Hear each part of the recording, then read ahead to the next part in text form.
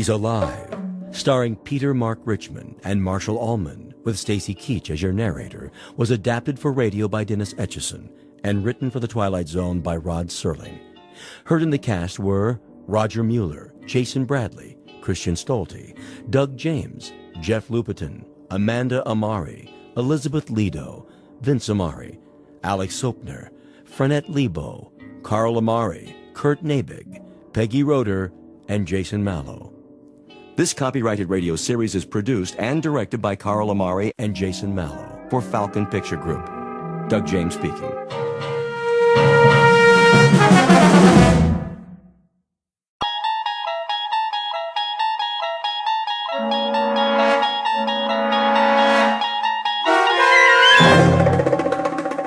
You unlock this door with the key of imagination. Beyond it is another dimension, a dimension of sound, a dimension of sight, a dimension of mind. You're moving into a land of both shadow and substance, of things and ideas. You've just crossed over into the Twilight Zone.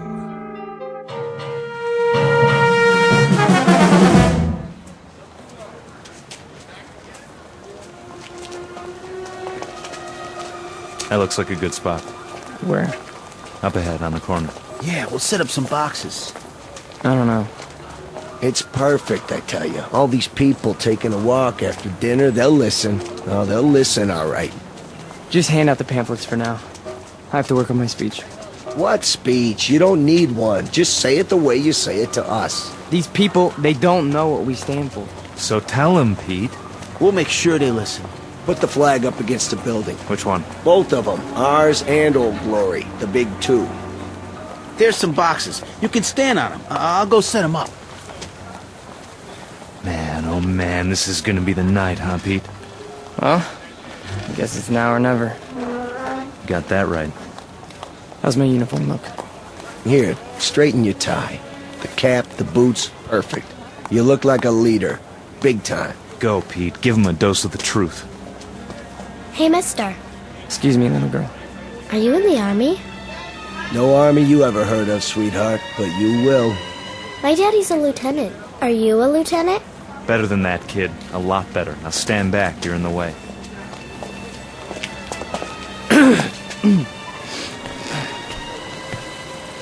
Good evening. Good evening, neighbors. I have something of great importance to tell you. If you'll all gather round. Neighbors? Who's neighbors? Yeah, we're not your neighbors. I never saw him around here. Yeah, me neither. Look at those crazy outfits they're wearing. Yeah, they look like real idiots. I bring you a message that you'll all want to hear. What are you selling? Vegetable choppers? Because I already bought one. It's... Well, hear me out, folks. Hey, what's with the goopy flag? Yeah, it's got lightning bolts on it. Well, maybe they're looking for a few good men. For Halloween. I want to talk to you about international communism and the secret masters of the World Bank. I'm not joking, neighbors. Do you know who's really behind it? Look at our economy. It's falling apart. It's because of the bankers. That's right. The economics of the world, now, then, and forever, have always been the breeding ground for a certain type. An insidious type. The worshippers of the golden calf, whose religion is gold, whose loyalty, first and foremost, is to money, and only money. And we know who loves money more than anyone else, don't we? We know what tribe. He's just getting warmed up. Yep, in a minute he'll have him in the palm of his hand. The tribe of traitors. And they're here, in our homeland. They're in Washington. Those swine have captured the reins of government. Yeah, they're rotten apples, and I got an apple for you. Hey, knock it off, people. Yeah, show some respect. I'm talking about traitors. Listen. Boring. Ice cream. Get your ice cream. I want one. Come on, Angie. We'll both get one. Then we'll go home. Yeah, there's nothing happening here. No. Listen to this. What about foreigners? Huh? Foreigners. Take a look at the way that they're controlling us. The lines lead directly to Palestine and to the Vatican. Yeah, I've had about enough of this. Let's go. It's a conspiracy, I tell you. A conspiracy of men who aren't like us. Yellow men, brown men, black men. They come here and they infiltrate our economy. They're right here on our doorstep. If there's anybody sitting on your doorstep, buddy, it's the man in the white coat. Here, take a tomato with you. You think that's pretty funny, don't you? You think it's funny that your country can be sold out? That they can sell out your flag and your birthright? You think that's funny, huh? Well, the day will come. Oh, shut up. Let him talk. What's the matter? No more big talk? He's just a scrawny kid with a big mouth. Real big. As long as you got a couple of punks to protect you. We gotta do something. Where's Nick? Go on, get out of here. Back off. This here's a real American. Yeah, a real jerk. Why, you?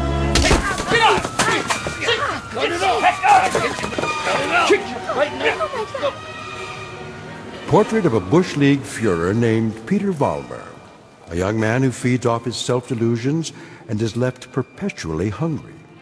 Like his goose-stepping predecessors, he searches for something to explain this hunger, to rationalize why the world passes him by without saluting. In his own twisted and distorted lexicon, he calls it faith, strength, truth. But the particular brand of truth he seeks can be found in any sewer. Peter Vollmer doesn't know it yet, but he is about to ply his trade on another corner, an intersection in a strange shadowland called the Twilight Zone. And now, The Twilight Zone and our story, He's Alive, starring Marshall Allman and Peter Mark Richmond, with Stacy Keach as your narrator.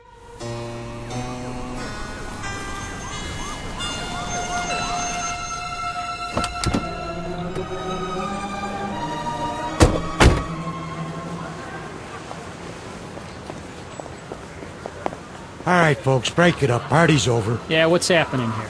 Looks like the boys in the brown shirts took a licking. No, we got him. We got him good. Said, what are you lying on the ground for? Problem, fellas? It was the communists. The communists did this. What? Which ones are those, Jack? All of them.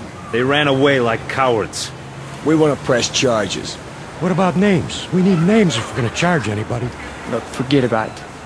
We can take care of ourselves. Sure you can. Need some medical attention? No, we don't need your help. Come on, Peter, I'll help you up. Let's get out of here. Hey, Jack, you forgot your flag. Yeah, your mama made it for you. Give it to me. Sure.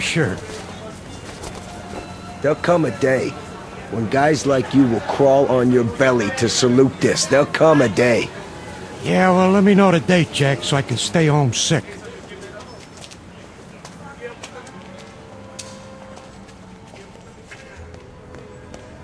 Hey, Pete! Pete! Are you okay? Yeah, we're fine. What are you doing in the alley? They cornered me. Must have been 10 guys on top of me. It was all I could do to get away. You sure that's what happened? Sure, I'm sure. Oh, mean crowd, Pete. You get a hot night, and you always get a mean crowd. Remember when I was telling you that? Remember when I was telling you that every time you get a hot night? All right. Okay, Pete. Okay. Why? I tried. I tried hard up there tonight, but I couldn't get through. I couldn't get them to listen. Words never come out right. You did good. Real good.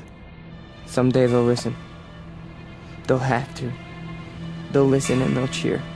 Someday they will, Pete. You'll see. Someday.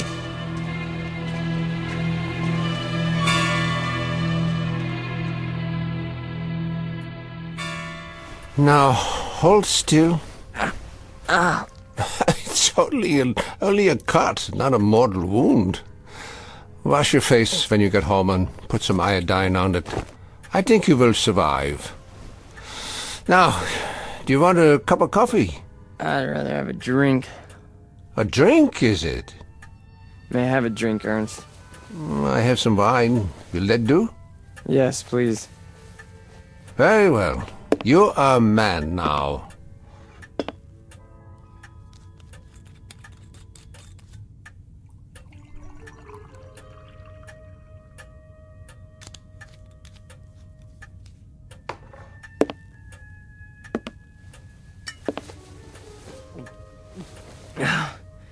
Thank you. Peter, one sips wine. That's not beer from a beer garden. Sorry. I'll remember that next time. The next time. Just how many next times do you suppose a human being has in the scheme of things? Oh, come on, don't lecture me, Ernst. I'm sick, I'm tired, and I took a beating out there. Did you? Yeah, can I stay the night? Yeah, the couch remains in the corner, as usual. You're a good friend, Ernst. You understand. Sad to say, I do. A man does what he believes in.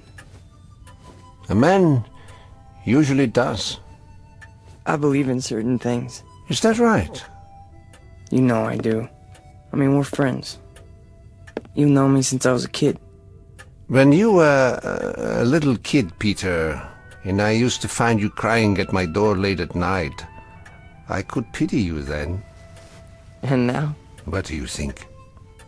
Now you peddle hate on street corners as if it were popcorn. It's not hate. It's a point of view. A philosophy. Oh, I know the philosophy. I know it quite well. 9 years in a place called Dachau. And you know who put me there? Peter Vollmer. What? A lot of Peter Vollmers. Frustrated men, sick men, hungry men. But the result, the effect, never mind the cause, was 12 million bodies in shallow graves. And it all started with young men in uniforms, talking on street corners. Hey, you let me come here. You never sent me away. No, I never did. I never do. That's the weakness that you scream about on your street corner, the sentimentality, the softness, the weakness that makes a man his brother's keeper. So I must be one of the worst of your criminals, Peter. Sentimental, soft, and very preoccupied with my brothers. I should close the door on you, but perhaps this is my sickness. I only see the boy, not the man. Go ahead. Sleep on my couch. Look, why don't you understand? You're the only person in the world I ever had. What else have I had? What? A drunk father who used to throw me against the wall? An old lady who drank till she had no marbles in her head? She didn't even recognize me half the time. That's why I used to come over here to your apartment, because, I mean, you were gentle with me, you know? You'd talk to me. You'd feed me. You'd take care of me. Ernst, you're my real father.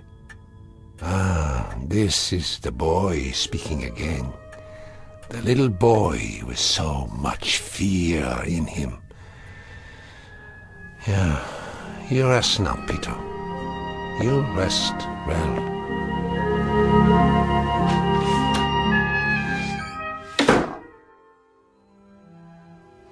No. No. No. No. No. No. Wait. Eugene.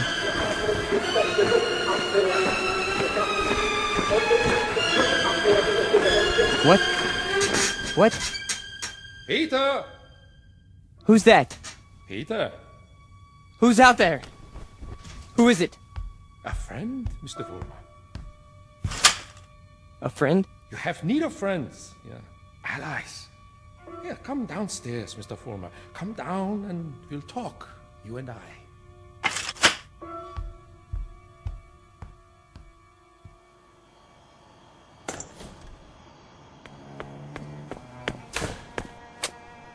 Hello, Mr. Fulmer.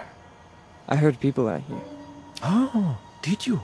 And your voice. Well, a dream, perhaps, of better days to come. Who are you?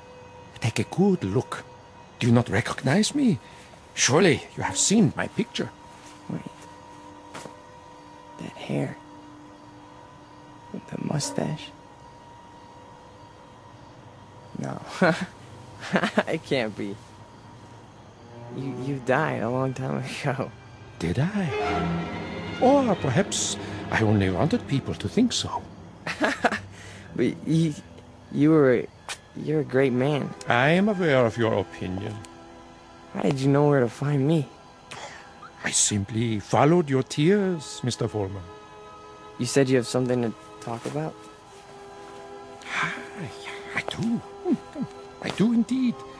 I have you to talk about, and the things you believe in, which are the things I believe in as well. See, your success, Mr. Fulmer, will be my success. Are you interested? I am. I am. Please go on. Good. Then let us start by discussing a most important point. What are the dynamics of a crowd? How do you move them, Mr. Fulmer? How do you excite them? How do you make them feel as one with you? I don't know. I don't know, sir. How? Join them first, Mr. Fulmer. Yeah? When you address them, speak as if you were a part of the mob. Speak to them in their language, on their level. Make them hate the things you hate. How do I do that? If they are poor, talk to them about poverty. If they are afraid, talk to them about their fears. And if they're angry, Mr. Fulmer, if they're angry, give them objects for their anger. But most of all, what is most of the essence is that you make the mob an extension of yourself. Say to them things like, things like this. They call us hate mongers. They say we're prejudiced. They say we're biased. They say we hate the minorities. The minorities. Understand the term, neighbors. Minorities. Shall I tell you who the minorities are? Shall I? We are. We are the minorities. That way, Mr. Warner. See, you started that way. I think I understand. That's right.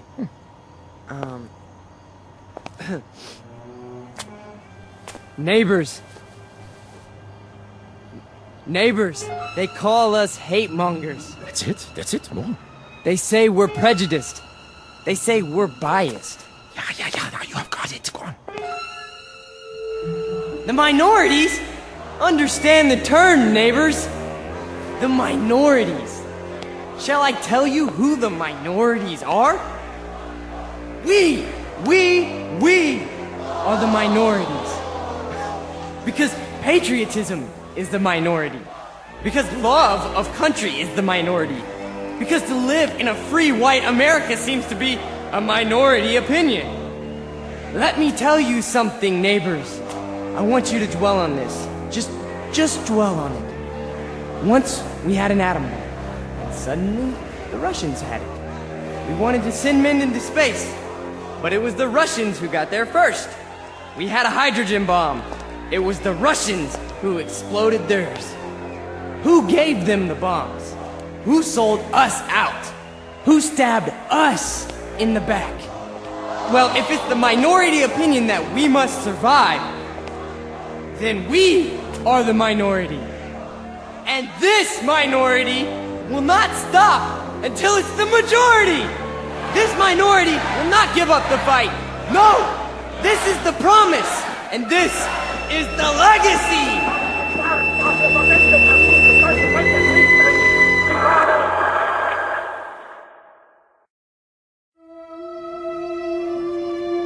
Look, I'm not gonna wait much longer, you understand? Gibbons, cool it.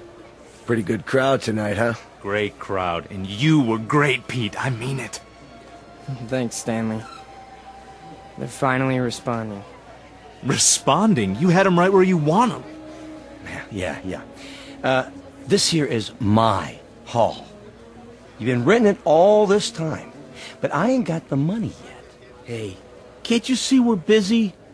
Okay, boys. I'll put it to you this way. If I don't get paid right now, you don't have the hall tomorrow night. You got that? I'll go count the donations. What's the problem? Oh, this is a hungry man here, Pete. He's got to have his shekels. You know the type. I told you guys you're 3 weeks behind on the rent. You said you'd give it to me a week ago, and all I got was a cigarette butts on the floor. After tonight, that's it. Excuse me. Am I to understand that you're going to lock us out of this meeting hall because of a couple weeks lousy rent? Oh, you understand right. $600 due. $600 that ain't been received. We happen to be a young movement. We're still struggling. We need time to grow. I don't rent time. I just rent the hall. It's the money. Or you put up a soapbox in the street. A soapbox in the street? What do we do, Pete? We gotta do something. I don't see why we have to tiptoe around this guy. Why don't I just educate him? Look, Frank, I don't know. Why don't you just hold on a second? I can do it, guaranteed. Well, I know you can, Frank. Somebody left this for you, Pete. Who? Nobody saw him. Just left this envelope at the back door. Your name's on it.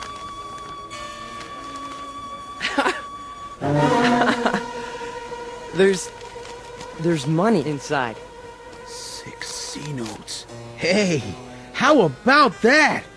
We need $600, and here it is. Oh, man, how about that? Hey, Gibbons, come and get it. Yeah, it's about time. You satisfied? Then don't bother us. All right. You're paid up through this week. Where'd the dough come from, Pete? You have any idea? We must have a secret supporter. I can see why. You were really something tonight. I can't even tell you how it sounded. You had him. You really had him. Hey, we're gonna make it. And now something tells me we're really gonna make it. You bet your life. You guys go on. I'll see you outside. Sure, Pete. Anything you say.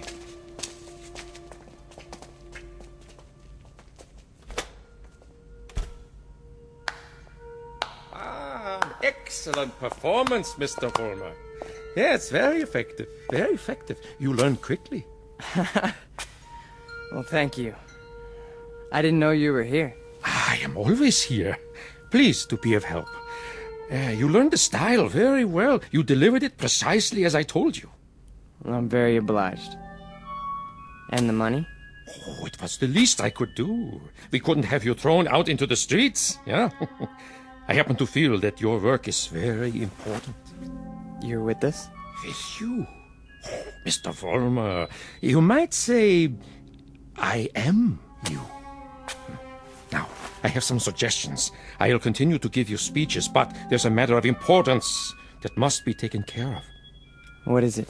An expedient, Mr. Vollmer. Oh, you might call it a cause célèbre. Something to cement the organization together. I don't understand. The organization needs a martyr. A martyr? How do we find a martyr? You don't find one, Mr. Vollmer. You choose one. You pick out the one of least value, and you make him a symbol. You wrap him in a flag, and you make his death work for you. Find a man, Mr. Vollmer, who has no worth while he's alive, but who can serve you when he's dead. Like who? Oh, surely there is such a one. Pete, they're waiting. Be right there, Nick. Okay. Thought I heard voices. You talking to somebody? No. I'm just practicing my next speech. Look, hey, tell Frank to come in here, would you? Right away. Alone. Sure thing, Pete.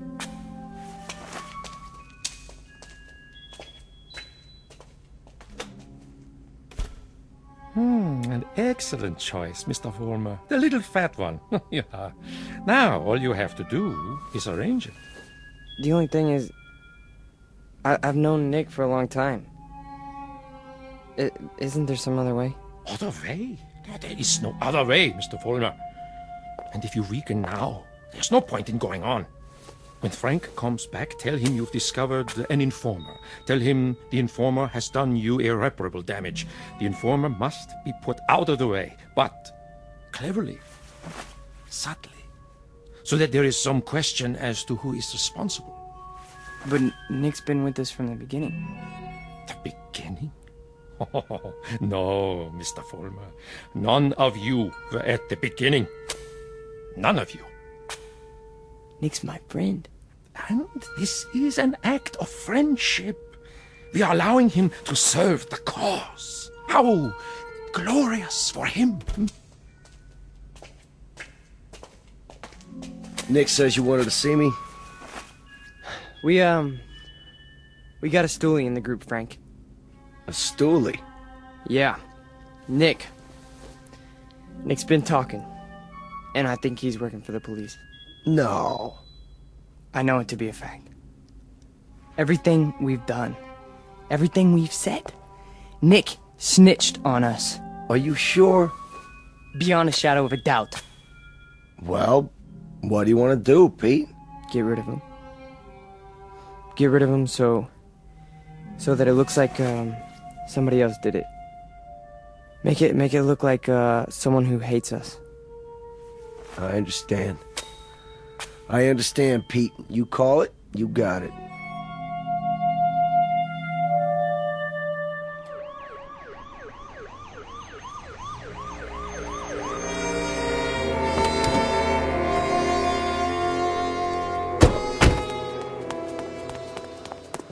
There you are, officers. Thank God.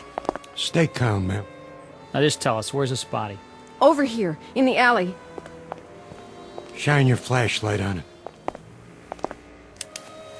Look at all that blood. Somebody did quite a number on him, huh? I've seen him before. It's one of those young hooligans. You can tell by the uniform.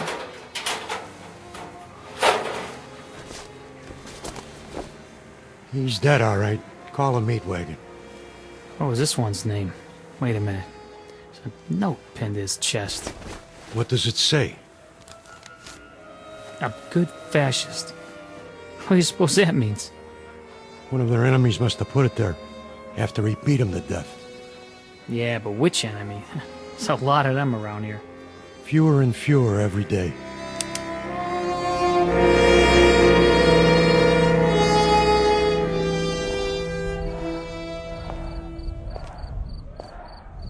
Hurry up, Frank. We've been waiting for you.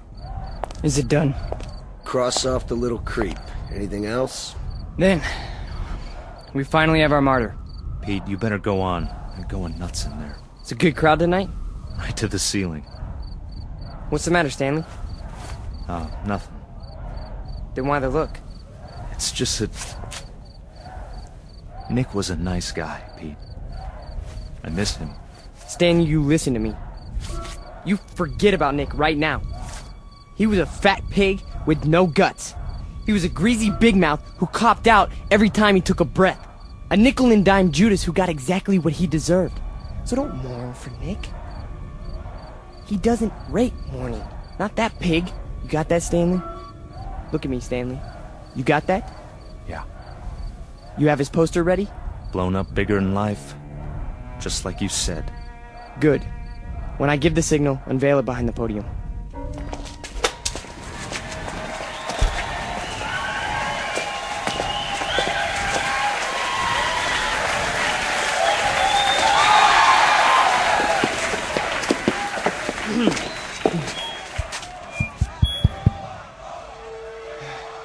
All right, everyone.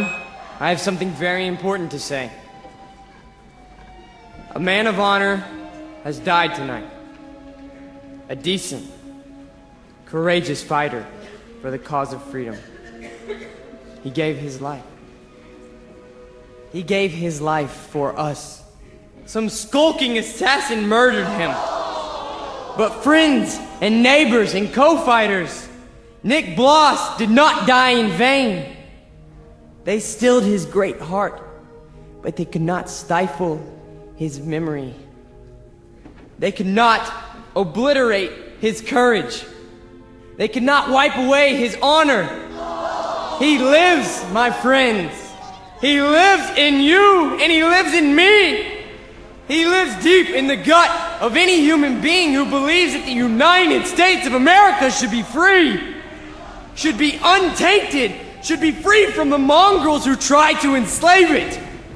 Now, Stanley, look at this portrait of Nick Bloss in his uniform.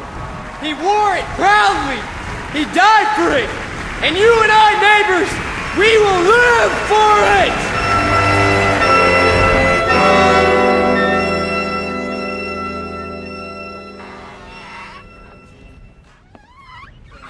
Oh, hiya, Mr. Gans. How do you do? How are you tonight? Oh, I'm very sober, unfortunately. Beer? Yeah, if you please. Boy, listen to him across the street. Guy's got a voice on him. And I knew it when it was only a whimper. That's a wild kid, that one. Used to be people would laugh at him, but lately he gets the crowd. Not many people laugh now. Say, you know him, don't you? Yeah, since he was a child. A silent little boy with very little to say. But now, I've been here before. Oh yes, I've seen and heard it all before. That was another time, Mr. Gans. Another place. Another kind of people. That stuff doesn't go here. That's what we said, too. They were brown shirt scum. Temporary insanity. Part of the passing scene. Too monstrous to be real. So we ignored them. Or laughed at them. Because we couldn't believe that there were enough insane people to march for their cause. And then, one morning, the country woke up from an uneasy sleep, and there was no more laughter. The Peter Volmers had taken over. The wild animals had changed places with the zookeepers. Another one, Mr. Gans? No, thank you. I have had my fill. You take it easy now. You're not going to do anything foolish, are you? Me? Not this time. It mustn't happen again. We can't let it. We simply can't let it happen again. All the anguish, all the horror, all the nightmare. No. Not this time. Mr. Gans? Mr. Gans!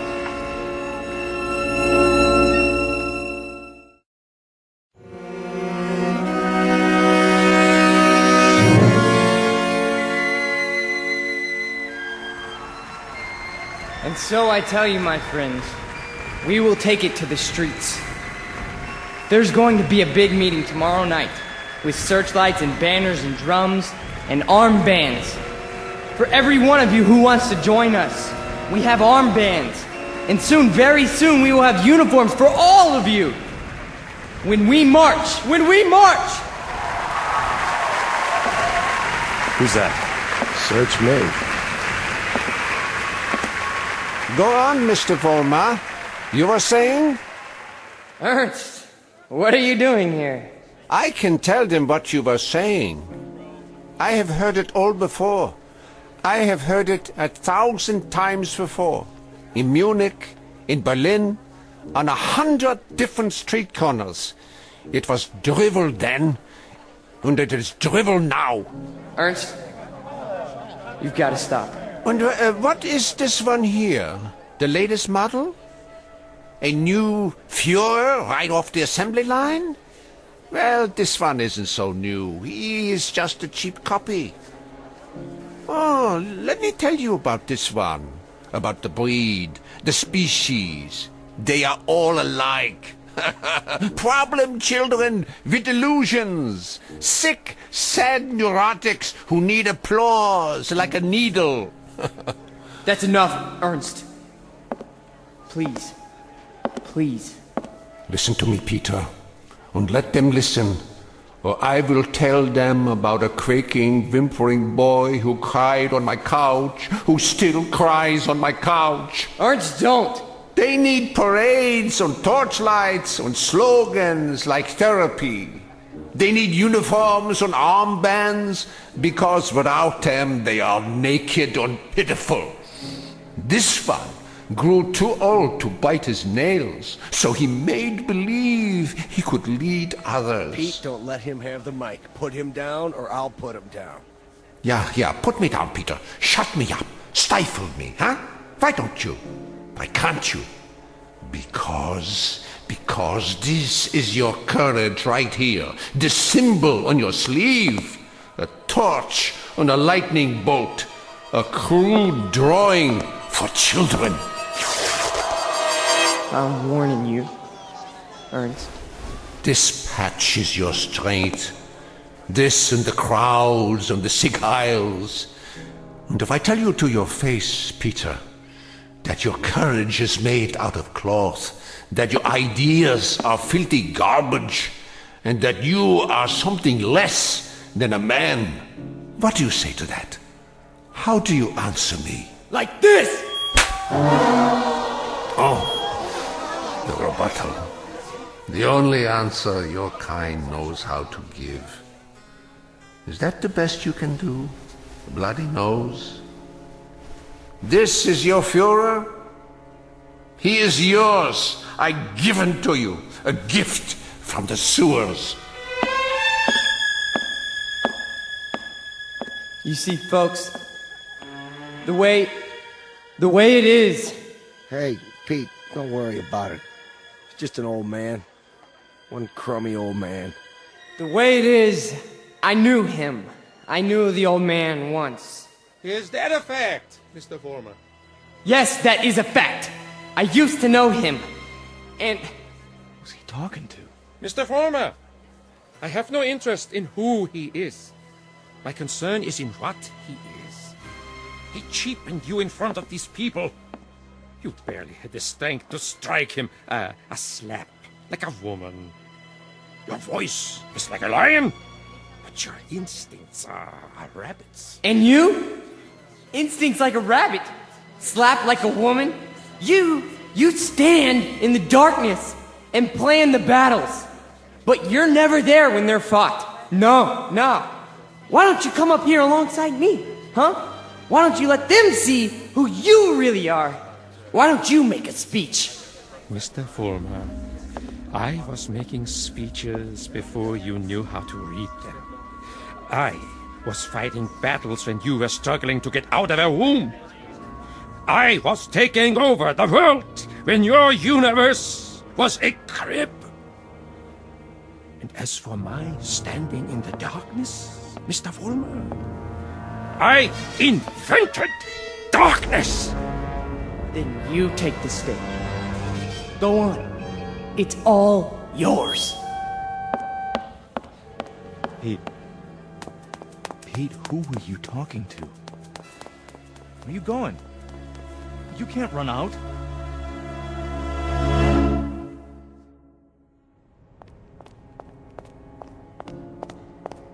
Ernst! Where are you? Let me explain. You! Why? Why did you pick me? I didn't pick you, Mr. Former. You picked me. You chose my ideas. You invoked my name. So now, you must take whatever comes with it. What? In the past, I've given you suggestions. Now, I give orders. Orders? What do you want me to do? From now on, you must be built of steel. No soft gaps of sentiment. Steel, Mr. Fulmer. The way we handled Nick, and the mobs and the speeches. And gradually, bit by bit, we shall forge something strong, something powerful, just as I did before, with my own hands. With my own hands! The old man, the Jew, he'll be back again tomorrow night, the next night. I know him. I know the type. We sent them into the ovens. But always, there was a handful left to point a finger. His kind, Mr. Vollmer, his kind are dangerous. See, they talk, they think, they plant seeds, they hold us back. Here, take this. What is it? What do you think? A Luger 9mm pistol. My personal sidearm. Kill him. Kill the old man. Kill Ernst? Tonight, he will be in his room. If you are man enough. If you are steel. All right. I'll do it. I'll do it now. Then, Mr. Vollmer, when you come back, there's much we have to talk about. Plans, campaigns, ideas, the next steps. This is only the beginning, the dawn. It will be a long, long day.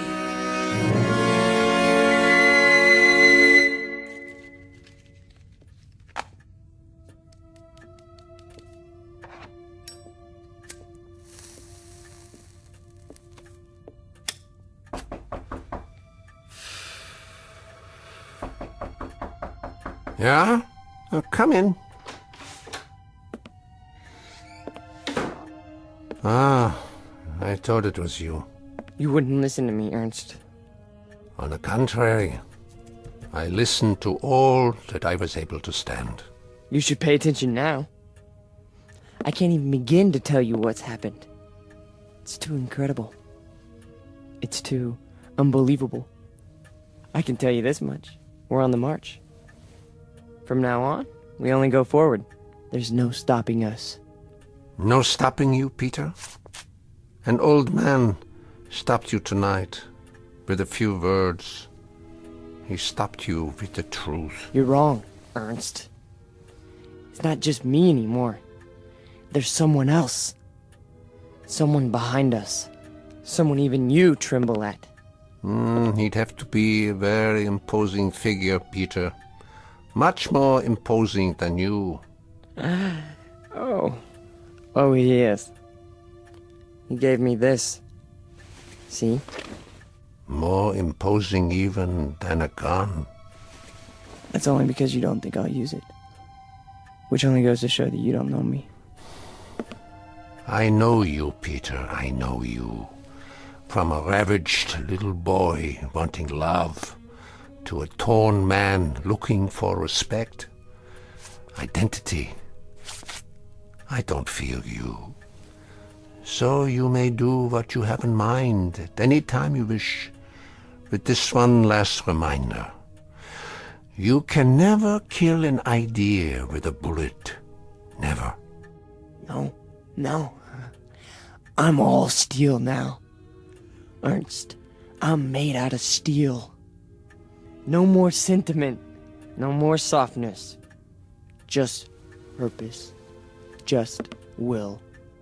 Then shoot. Kill.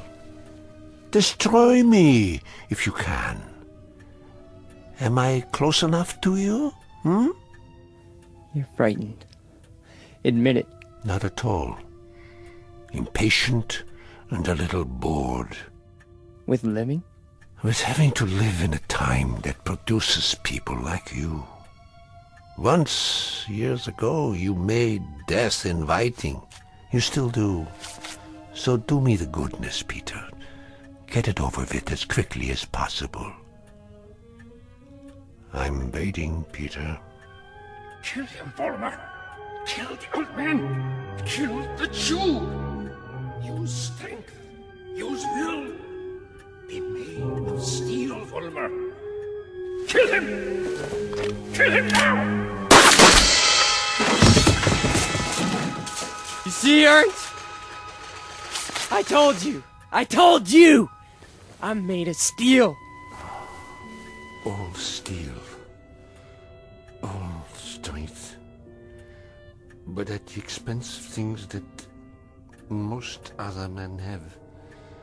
Some fragments of decency that tell them right from wrong. That make them love. Yes, Peter, you have steel, but now you have no heart.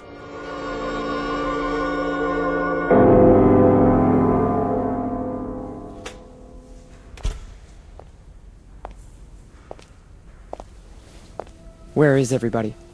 Pete? We were just cleaning up. What happened to you? Nothing. Nothing happened to me.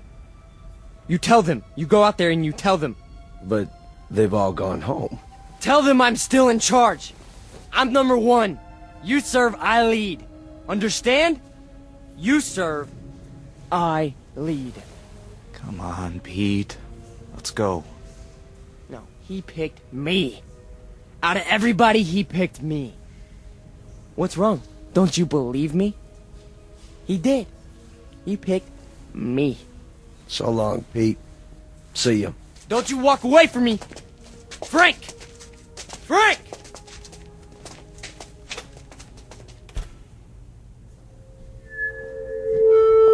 Who's there? Who is that? Vollmer? You. I did what you said. Sentimentality, Mr. Vollmer? None! Steel? Steel. And no regrets? None! What did you destroy tonight? Only a disease. A growth on our flesh that had to be removed. Not a man, then? No. Hardly a man. How did it feel? It felt like I was immortal.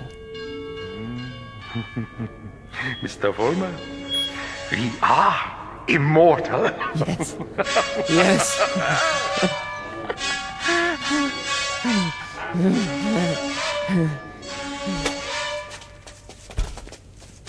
There he is. Don't move. What do you want?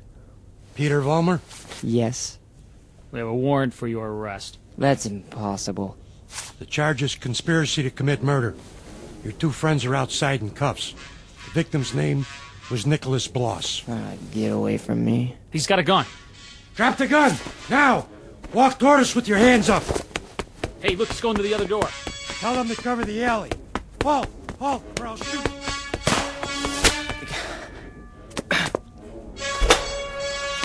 Hold it right there.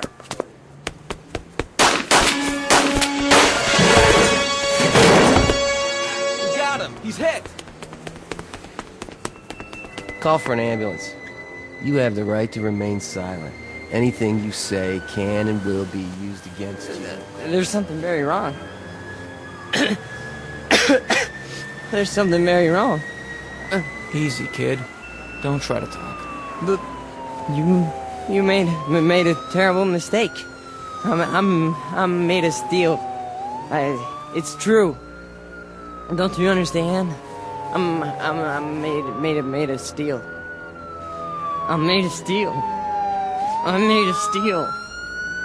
I'm made of steel.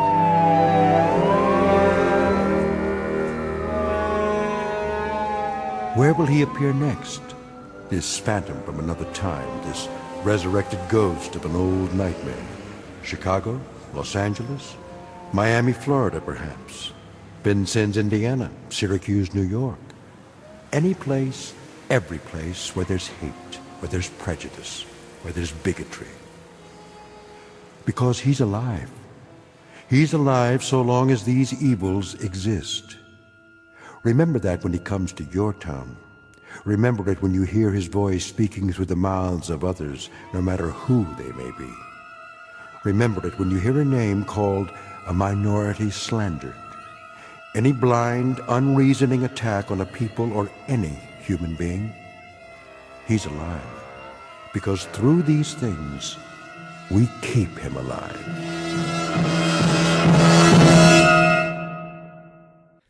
The Twilight Zone continues in just a moment. You are about to enter another dimension.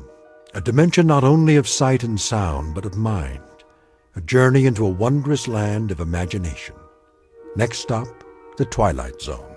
Hi, this is Stacy Keach. I'd like to take a moment to tell you about our Twilight Zone website at twilightzoneradio.com. At twilightzoneradio.com, you'll find the latest information on these Twilight Zone radio dramas, including behind-the-scenes photographs, plus the newest product releases, trivia contests, ways to contact us, other Twilight Zone-related info and merchandise, plus links to other fascinating websites. So make your next stop twilightzoneradio.com.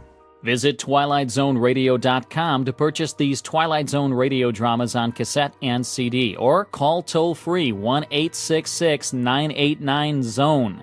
That's 1-866-989-9663.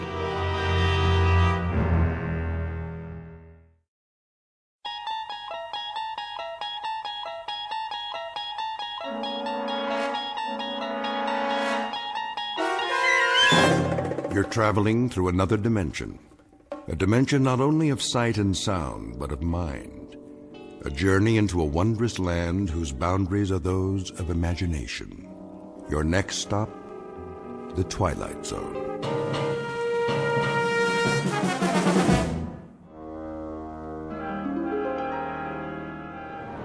Shouldn't be long, eh, Cap? Not unless they move to Italy. I bet old Benito would like to do that. We're almost there. See that mountain range just over the horizon? Well, now, what do you know? I think I might have seen that a few times. All we do is maintain course and the boot'll pop right up big as life. Sounds like you've done this before, Captain. You like Italian food, Blake?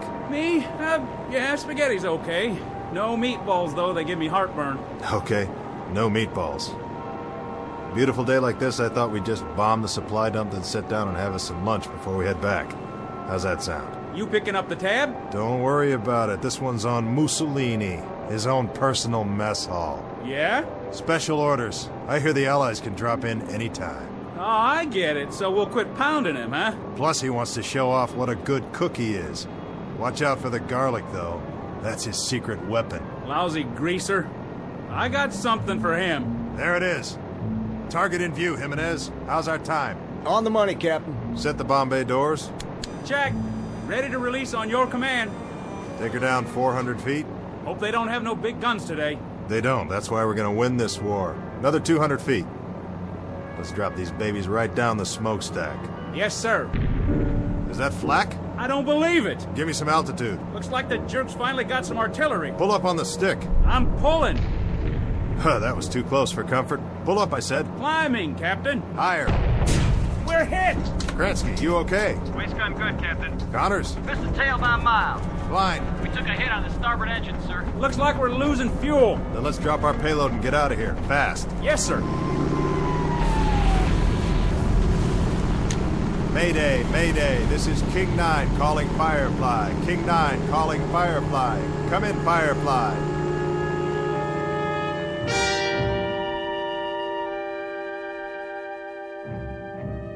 This is the war in Europe, 1943. The air spits out violence and destruction, and the sandy graveyard of North Africa swallows it up. Her name is King 9, a B-25 medium-range bomber, 12th Air Force, USAAF. On this hot, still morning, she took off to bomb the southern tip of Italy, manned by a crew who knew the risks when they signed on. Between them, they have several thousand hours of flight time, much of it in combat. They have followed these coordinates before, armed with a deadly payload for the enemy. A fairly routine run, certainly not her first, but unfortunately, it may be her last. Because this time she's taken a hit that's forced her off course and into a region not listed on any map. She won't return to home base on this day or any other. But as Captain Robert Embry is about to find out, like a resilient human being, she dies hard. Especially in the Twilight Zone. And now, the Twilight Zone and our story, King 9 Will Not Return, starring Adam Baldwin with Stacy Keach as your narrator.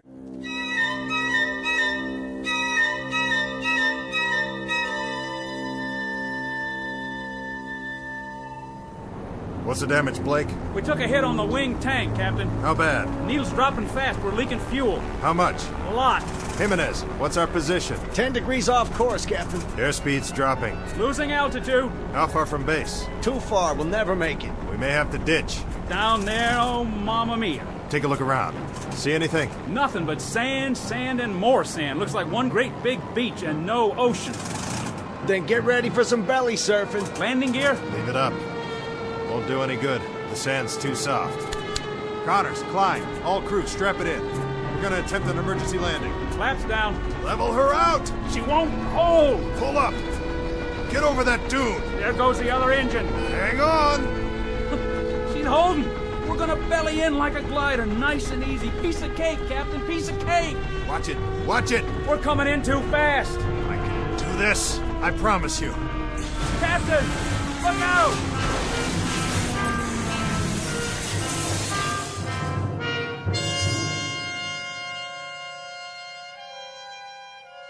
I remember now. More and more, one piece at a time. First the wing tank was hit by flak. Then we lost fuel. Fell behind, veered off course. Not the moment of impact, though. The crash, that's still pretty much a blur. But I remember holding the wheel, trying to hold it. The way she bellied in and then yawed at the last second. That brought the nose down into a dune and all of a sudden it was over. When I couldn't hold her straight, she yawed and skidded through the sand. That must have been the way it happened. It must have been... I honestly don't know how long I was out. It might have been minutes or hours. Hey, guys! Guys! We made it! Hey! Where are you? Where is everybody? We're alive, you hear me? We're still alive! The crew. What about the crew? Did they bail out? Did I order them to bail out? No. No, I didn't. I remember that much. We rode it in together. They stayed with me all the way down. Because I'm the captain. Yeah, that's right. Captain Robert Embry. That's who I am. Blake's my co-pilot. Jimenez the navigator. Kransky, radio op and waist gun. Connors, he was tail gunner. And Klein. Sure. Klein, he was the upper turret gun. Let's see. Who else? Think. Gotta think. It was coming back to me, but I wasn't 100%, not by a long shot. My leg was racked up and my head felt like someone caught me with a left jab and a right hook that put me flat on the canvas. Now I saw the plane about 100 yards away and I knew I had to get back inside to see if the guys were okay. Blake! Jimenez! I kept walking toward it, but it didn't get any closer. That's the way things are in the desert.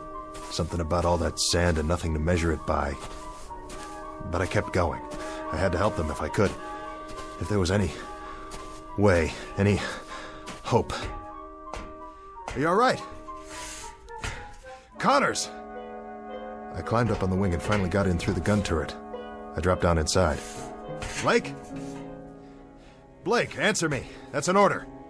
And there was Blake's cap on the co-pilot's seat. I knew it was his, but I turned it over and looked inside anyway. Blake, Gerald S., First Lieutenant, USAAF. And the radio op. His headset still plugged into the radio, but he wasn't there either. Jimenez. And Connors. All gone. If they were still on board when the plane crashed, then where were their bodies? No, I couldn't let myself think that way. Piece it together, that's what I have to do, piece it all together. We bellied in, and I must have been thrown clear of the plane. That's what happened. Sure. Knocked me cold. I could have been out for hours. And the others, What about the others? Where are they? They didn't jump. They couldn't have.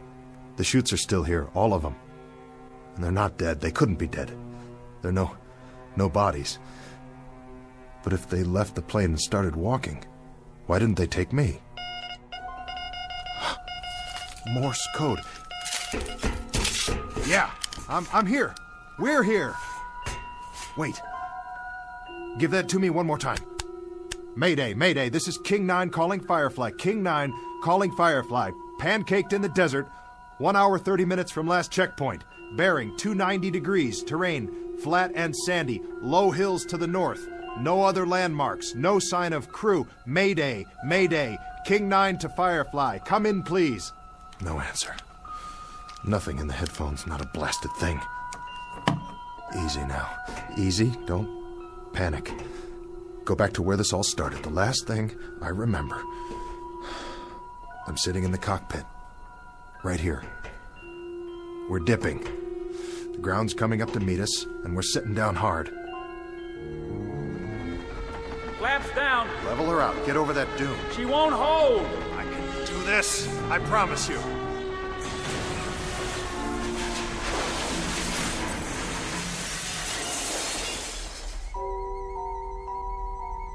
The crew. The whole crew was in the plane, and now they're gone, all of them. And I'm here with a king-size headache. So what? I got off easy. Nothing to worry about. But the main thing is not to forget. I'm responsible for this crew. I'm in charge. As far as it's within my power, I've got to keep them alive. I've got to keep them out of this. Every last man. I command this aircraft, and I'm responsible. I'm in charge. Nobody else. I'm responsible for all of them. Klein, Jimenez, Connors, Blake, Kransky, every last man. Who's out there? Blake? Is that you? Blake? Blake!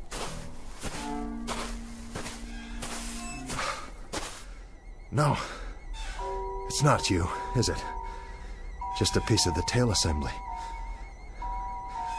Well then, where are you, Blake? Guess you wouldn't leave any footprints. Not for long in this wind. What in the... What is this? Klein, William F., Tech Sergeant, USAAF. Klein? Sergeant Klein, you incredibly stupid jerk. You dropped your canteen. You dumb Bronx cowboy, you idiot. You're gonna need water out here. Don't you know that? Don't you know anything? I still got a nursemaid, you, huh? Is that it? This is some crew I got here. Some crew, all right. Run around dropping canteens full of water. You couldn't find your way off a golf course without a map. And I gotta stick around and wipe your noses and comb your hair and see that you wash behind your ears because you're the worst bunch of survivors I ever... Wait. That's the plane. Somebody's trying to start her up. But... who? Hey! Hold up! That's my plane! But... who's in the cockpit?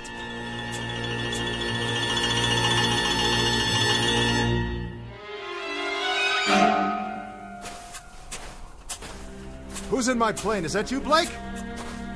Blake! I see you! Right there in the pilot's seat. Don't tell me that's not you. Look at me, over here. I'm over here. Blake! Blake! Blake! Blake, it's Embry. It's me. It's the captain. I'm here. I'm here, Blake. Blake, what's the matter with you? Can't you hear me? Blake! Where are you? Where'd you go? What's the gag, Blake? Hey, come on, fellas. If this is a gag, knock it off. It's not funny anymore. Strictly not funny at all. Why are you guys hiding from me? Don't you get it? I'm only trying to do my job! That was when I knew, really knew, something was very wrong. It was more than the flak and veering off course and the crash and not knowing where I was. Oh, I was in the desert, all right. But where exactly, and where was my crew? Huh? If someone was playing mind games with me, the question is, who? And for what reason? Because wherever I was now, I wasn't just in the middle of a desert in North Africa. If I was the only one there after all, then the mind games had to be going on in my own head, and not anybody else's. The big question was, why? The first thing I had to do was pull myself together and find out if I really was alone. And if I was, what the devil had happened to the others. I had to find out, don't you see? Whether I survived or not, I had to know.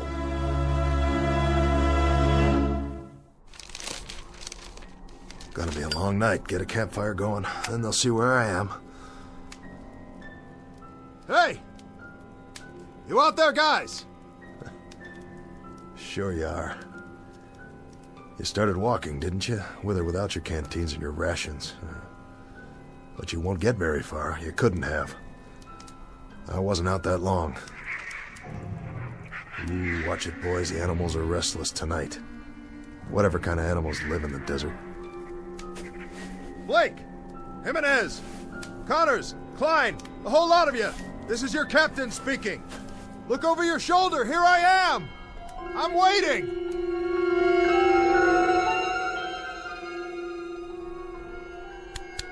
This is King 9. King 9 calling Firefly. Come in, Firefly.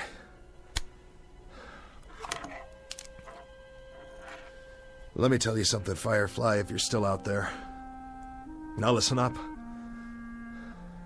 You better respond before the batteries run out, because I might not be here when you fly over. I might not even be here now. For all I know, I'm already dying out there. Lying in the sand with a fractured skull. This is all going on inside my brain-damaged head. For all I know, this whole thing is one big hallucination. Sure. Think about it. If I see something, or if I only think I see something, how can I tell the difference? How could I be sure? Could you? You ever have a nightmare, Firefly? Huh? Really bad nightmare? Well, you were scared, weren't you? Just the same as if it really happened. Sure you were. Yeah. Your eyes moved around and you were breathing fast and your heart was beating a mile a minute. So what's the difference? I mean, really, what's the answer? The only way you ever found out was when you woke up. This whole time, I could be sleeping, having a dream. Maybe I'll wake up and I'll be back at the base, or I tied one on and I'm in a booth right now with a girl I met in a bar someplace. Oh, wouldn't that tear it? Wouldn't that really, truly tear it? When the medics get a hold of me, they'll never let loose. They'll put me in a straitjacket and send me on tour like a freak. If they ever let me out of the loony bin, that is. But for now, I think I'll just take that chair Jimenez was sitting in and carry it outside and keep the fire burning. Because that's the only thing I can do till wake up.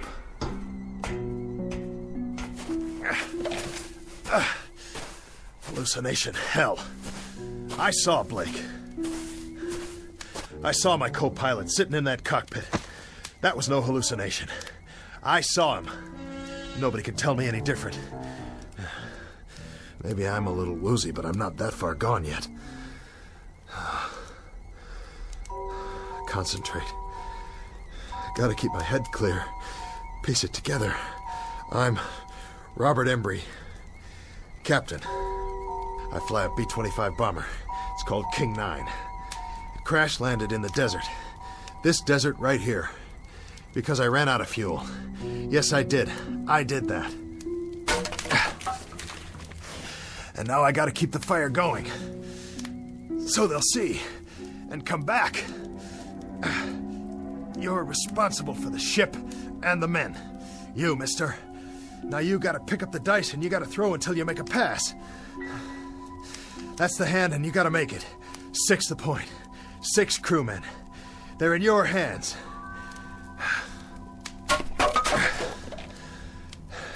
So what do you do first? You build the fire up. The chair will burn a long time soon as it catches. Here's some more newspaper from the base this morning. What's it say on the front page? Can't make it out. Picture of a plane. B-25 Mitchell aircraft found. Just like this one. Whose plane is that? Another one went down. Well, at least they found it. Maybe they'll find this one too. Sure they will. Just gotta wait a while.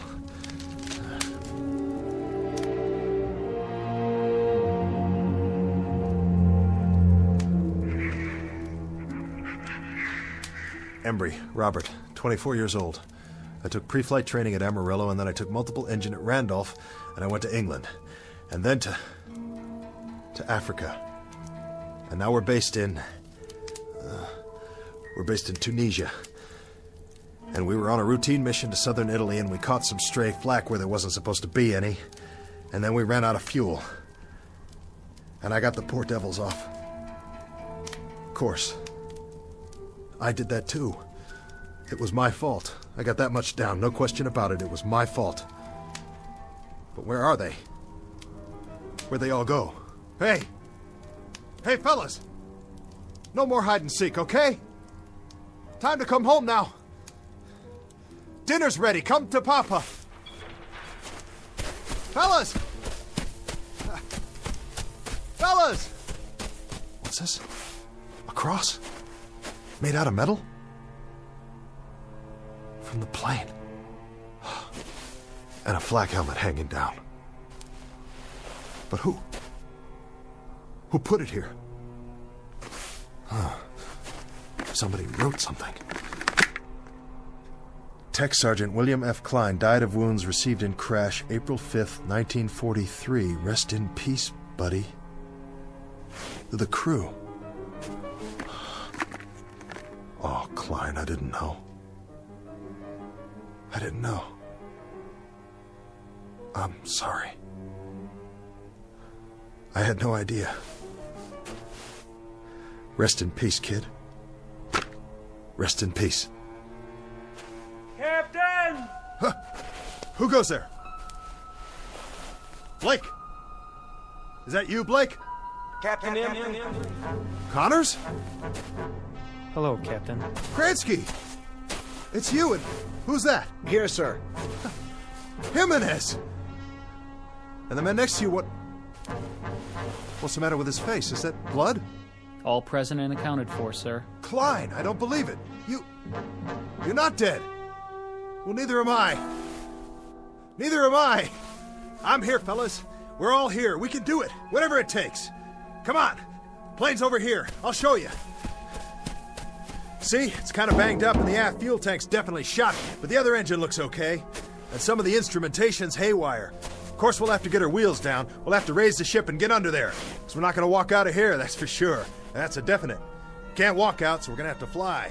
But I'll get her up, boys. You can trust me. I'll get her back up. How does that...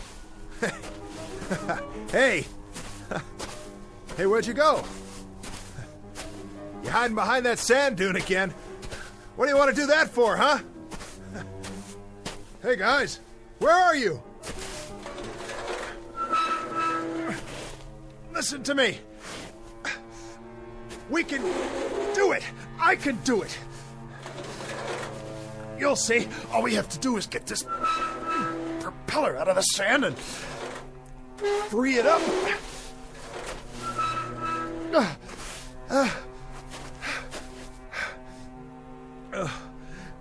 Hey, team. You can talk, you know. Talk to me. Yell at me if you want. Tell me off. But say something. Where are you? Where are you? Where are you? It doesn't matter. You were never here. You were never here. You're illusions. Mirages. That's all you are. You don't even exist.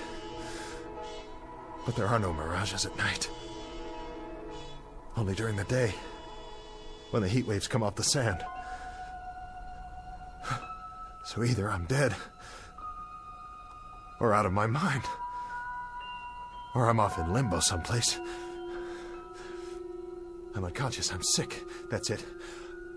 I'm cracked up in an army ward, or I'm down in the drink somewhere, drowning. Or I don't even exist any more than you do. There isn't a thing here, not a single thing that's real. Oh, God. Oh, God, you gotta tell me what's happening here. You gotta tell me. Please. You gotta give me a sign. What? What is that? Aircraft. I can see their lights. Yes! But they're moving too fast. I've never seen planes like that before. I've never even seen jets. I couldn't have, not yet. Jets. Jet aircraft. What do I know about jet aircraft? It's 1943. There's no such thing as jets yet, but I know about them. F-106s, F-105s, B-47s, B-52s, B-58s. I know all about them. I am Captain Robert Embry, United States Army Air Force. I'm the pilot of this bomber right here. We went to Italy this morning because it's World War II, and it's not over yet, and I'm right in the middle of it. Hey, crew! We've got to get out of here! We got to get out of here! We got to get out of here! Because if we stay here, I'll have to dig more graves and bury you all with my bare hands. Don't you worry, I'll take care of it because it's my responsibility. Yes. Yes. And I'll dig one more while I'm at it. One for your captain. One for me, too.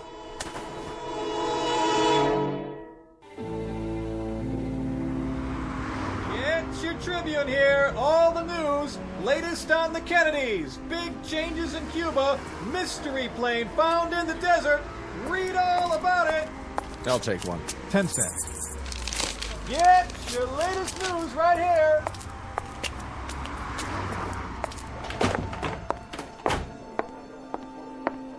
Paging Dr. Benway. Dr. Benway, please go to ICU. VA Hospital, please hold. Where's Dr. Martin's office? 3rd floor to your right. Thank you. Veterans Administration, how may I direct your call?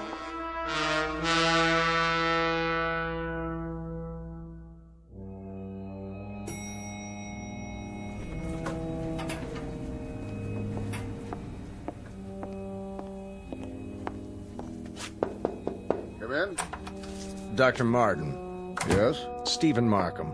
Oh, thanks for coming over on such short notice. Not a problem.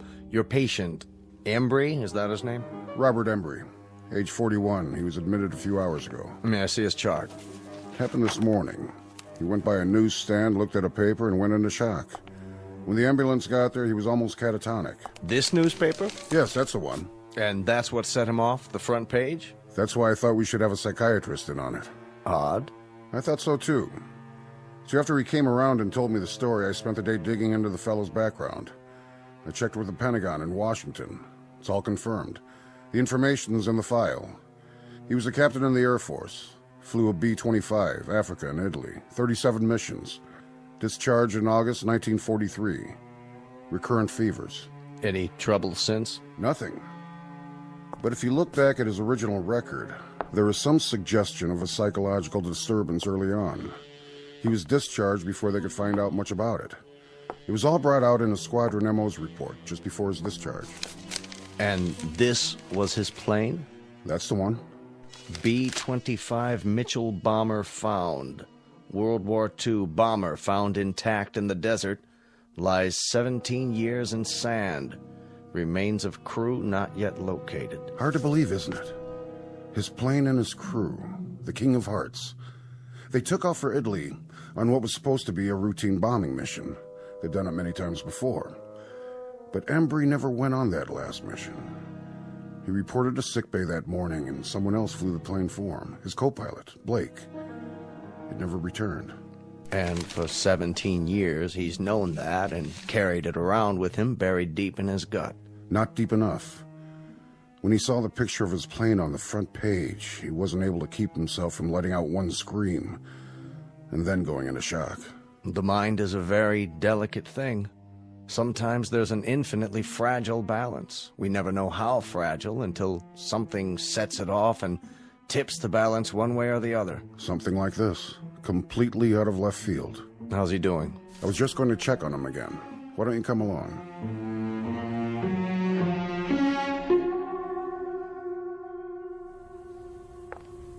Oh, Doctor, I'm glad you're here. Did he get any rest? For an hour or so.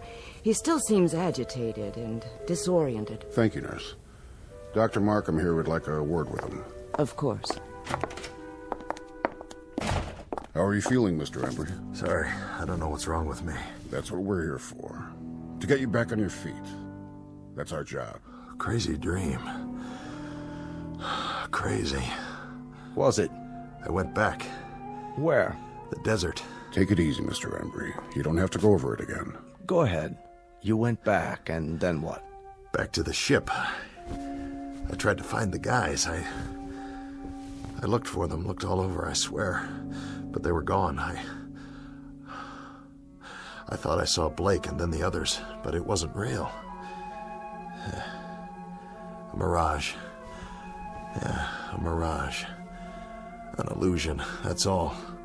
He wasn't there. None of them were. It was an illusion, Mr. Embry. You know that now, don't you?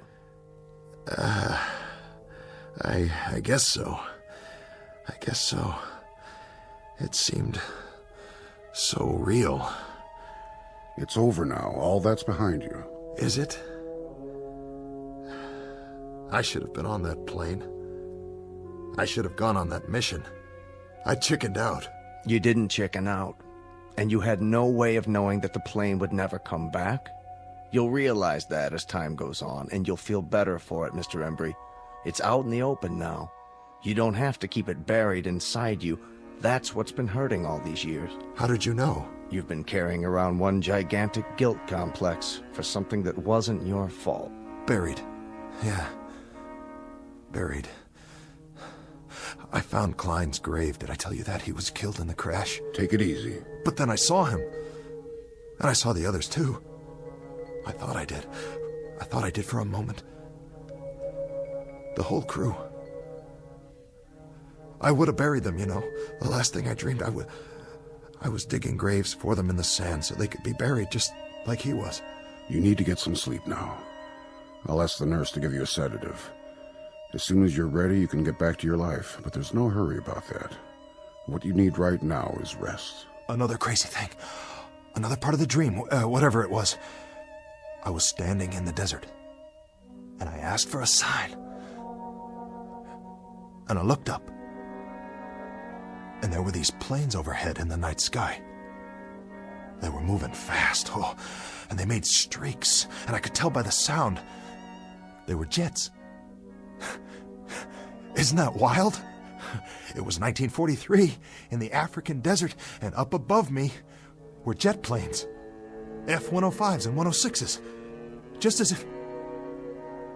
if I'd gone back there today. Did I? Did I go back? To the plane? Is that possible? Of course it is. In your mind. That's how you went back, Mr. Embry. In your mind. The greatest time machine of all. Go to sleep, Captain Embry. You're entitled.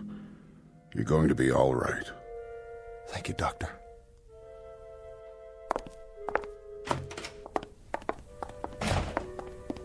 So, what do you think?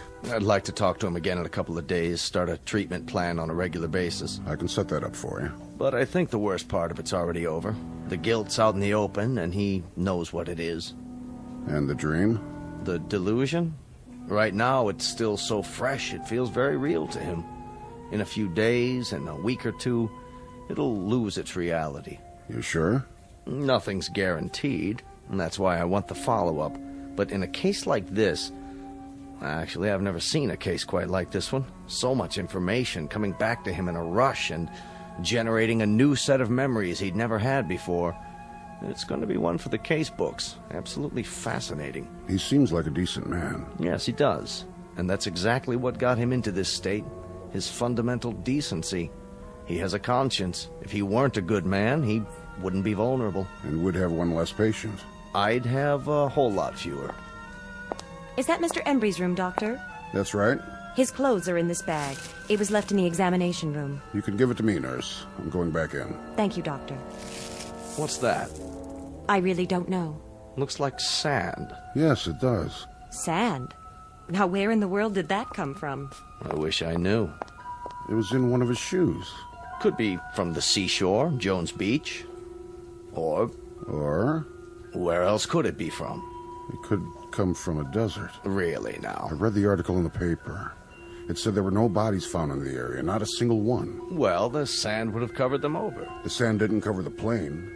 It was sitting there, perfectly preserved. There would have been something left of the crew, too, their bones at least. Unless... Unless what? Unless someone dug graves and buried them.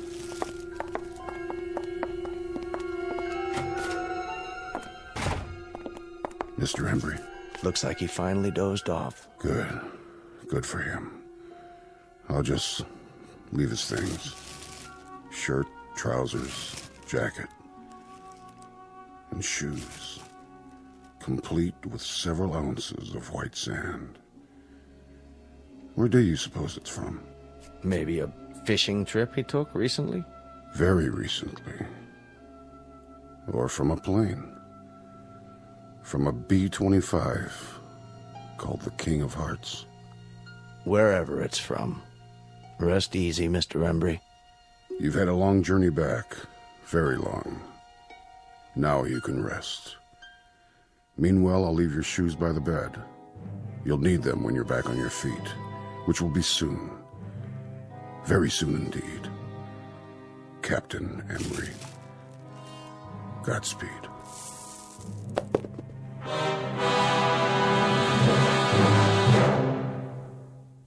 Portrait of an enigma buried in the sand. A question mark with broken wings that lies in silent grace. A marker in a distant desert shrine. Odd how the real consorts with the shadows. How the present fuses with the past. How could it happen? The question is on file in a barren desert. And the answer? The answer is waiting for us in the Twilight Zone.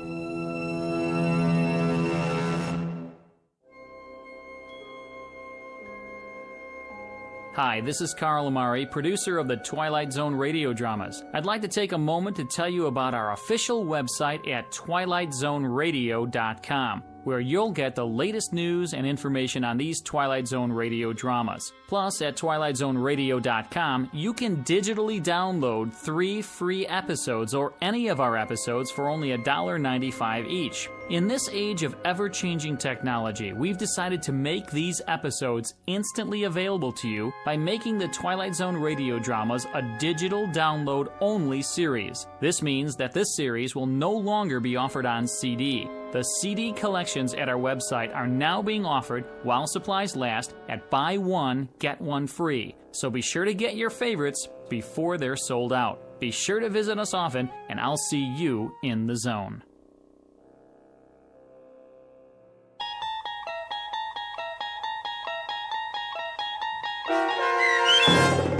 King 9 Will Not Return, starring Adam Baldwin with Stacy Keach as your narrator, was adapted for radio by Dennis Etchison and based on a script by Rod Serling. Heard in the cast were Rich Kominick, Christian Stolte, Craig Wickman, Doug James, Linda Ryder, Michelle Graff, Paul Patch, Carl Amari, Roger Wolski, and Vince Amari.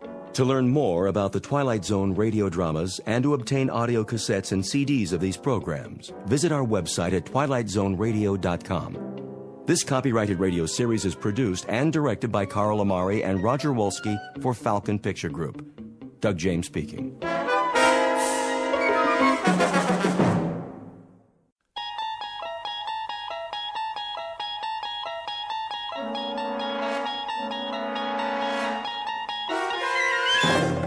You unlock this door with the key of imagination.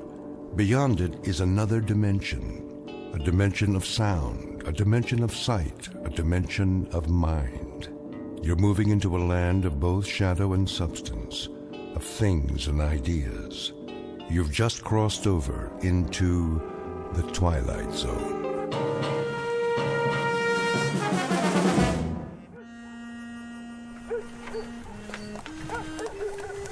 Oh there. Whoa.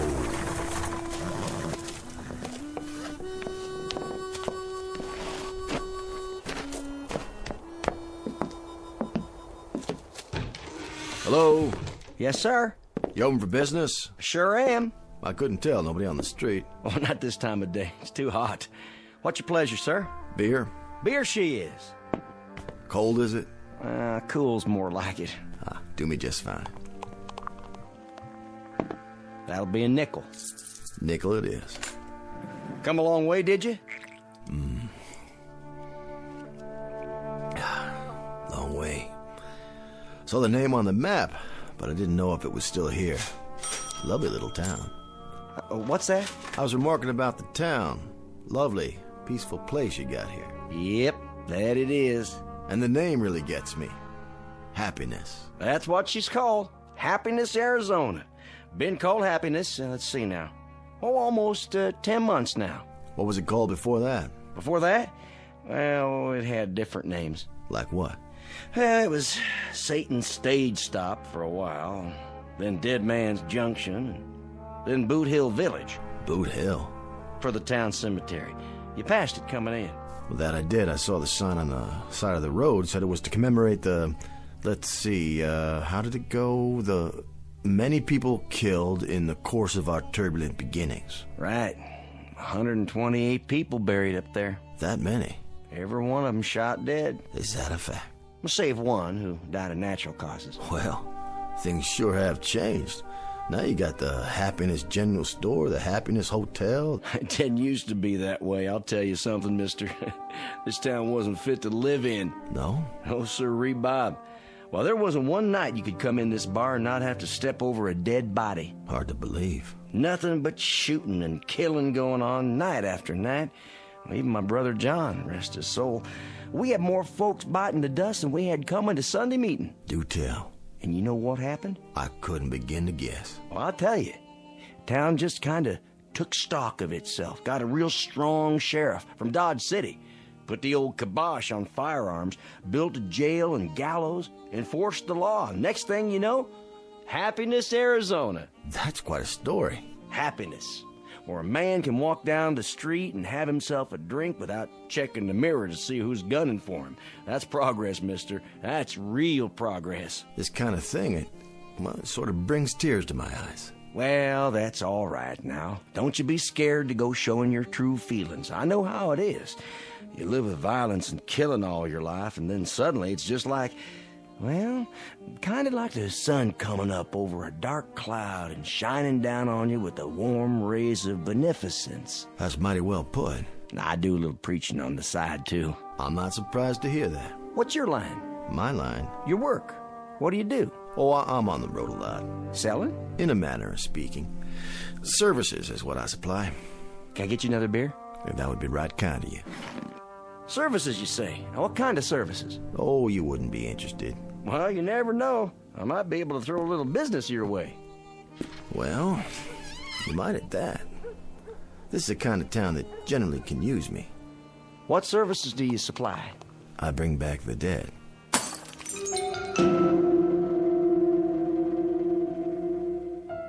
Introducing Mr. Jared Garrity, a gentleman of commerce, who in the latter half of the 19th century plied his trade in the wild and woolly hinterlands of the American West. He has just driven his wagon down the hot, dusty main street of a quiet, unadorned, and absolutely typical town in search of an opportunity to practice that trade. Mr. Garrity, if you can believe him, is a resurrector of the dead, which on the face of it certainly sounds like the bull is off the nickel. But to the scoffers amongst you, and all you ladies and gentlemen from Missouri, don't laugh this one off entirely, at least until you've seen a sample of Mr. Garrity's wares and witnessed an example of his services. The place is Happiness, Arizona. The time, about 1890. And you have just entered a saloon where the bar whiskey is brewed, bottled, and delivered on special order, direct from the Twilight Zone. And now, The Twilight Zone and our story, Mr. Garrity and the Graves, starring Chris McDonald, with Stacy Keach as your narrator.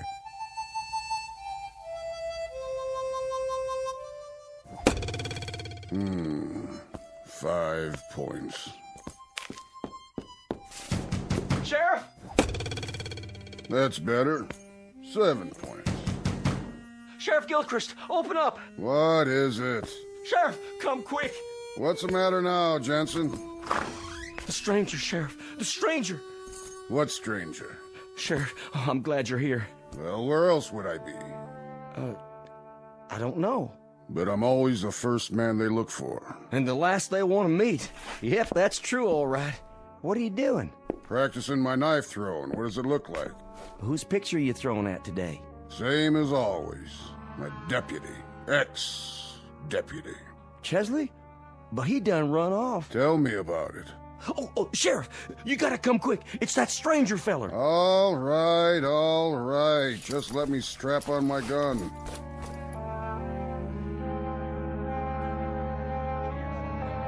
Is that what he said? Well, where is he now? Don't know. Just up and vanished, just like that. Is that what Jensen said? I don't like this one bit. Where's the bartender? I need another drink. He's coming with the sheriff. Here he is, everybody. Simmer down now. What's this about a stranger? He's wearing a black suit and a black hat. There's his wagon right outside. Had a mustache and a bony face. And you should have seen his eyes. Now, hold on, everybody. Let the sheriff talk. He'll answer all your questions. What did he say his name was? Well, he didn't say. Leastways, I don't think he did. Got a sign on his wagon out there. By golly, you're right. Well, sure he is, Lapham. What's it say? Says Garrity. Then that could mean something, I reckon. That could be his name. Say, that's deduction for you. Now you know why we got law and order around here. Well, it's a chancy job. Makes a man watchful, I bet. And a little lonely. We finally got ourselves a lawman who uses scientific deduction. Why didn't I ever think of that? Don't know a fella's name, you just look at his wagon. Really wasn't no great shakes of deduction, Lapham. Well, now I beg to differ with you on that. But it points up the fact that you can't stop thinking on this job. Not ever. It's a kind of think proposition. Take this six-gun, for instance. A lot of men depend on this all the time, when they should be using what's under their hat. Under their hat? The old bean. By golly, nobody was ever righter than that. And besides, using the head instead of the gun, you save money on bullets. Not to mention burials and labor. You could say that again. No thanks. Now, he said what to you, Jensen? He said that he could bring back the dead.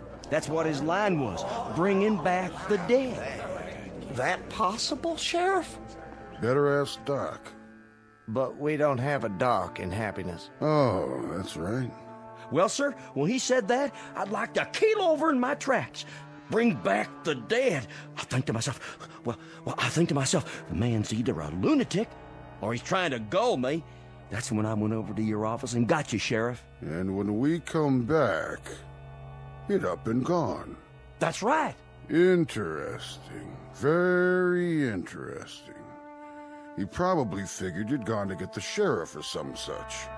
And he decided right then and there to make tracks. Now that's reasonable. That's exactly what he done. He's obviously some kind of a con man, and the minute he seen Jensen here leave the saloon, he knew he was gonna go get the law. So he decided things was too hot for him, and he better hightail it out of town. That there is a A real deduction, all right.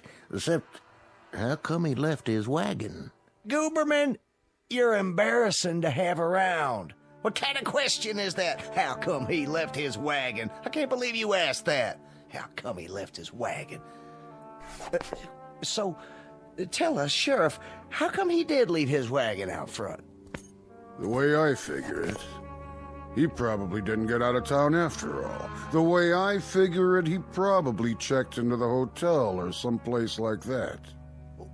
What other place could he go, except in the hotel? Maybe Miss Tabby's. But Miss Tabby run off with the deputy. Thanks, Jensen, for twisting the knife. The hotel, exactly. That's what he done. Sheriff, you got a lifetime job here if I got anything to say about it. Give the sheriff a drink on me, will you, Jensen? Sure thing. Kind of you, Lapham. Real kind of you. Yeah, real kind. That's him, Sheriff. That's him. Barkeep. Yes, sir? You got another one of those nickel beers?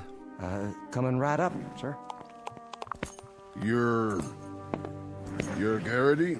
That's my family name, yes. Can I ask you a question, Mr. Garrity? Of course, Sheriff. That your wagon out there? Yep. That's my wagon. Says Garrity on it. Uh-huh. How come? Like I said, that's my family name. Mr. Jensen here tells me that you bring back the dead. That what he said? No, that's what you might call a figure of speech, isn't it? What are you getting at, Sheriff? What I mean is, you don't actually bring back the dead, do you? On the contrary, that's exactly what I do. Bring them back. What did he say? Hit me with a shot of whiskey there, would you, Jensen? No problem. I don't suppose you'd care to tell us how you go about doing something like that. Well, no offense, Sheriff, but it's kind of a professional trade secret. Secret? I mean, like a magician. He doesn't tell you how he does his tricks. Well, I don't tell you how I bring back the dead. But I do, just the same. And you actually bring back the dead? I do indeed. Brought back healthy and hopping as the day they departed. And if that ain't a boon to mankind, somebody better tell me what is. Somebody better indeed.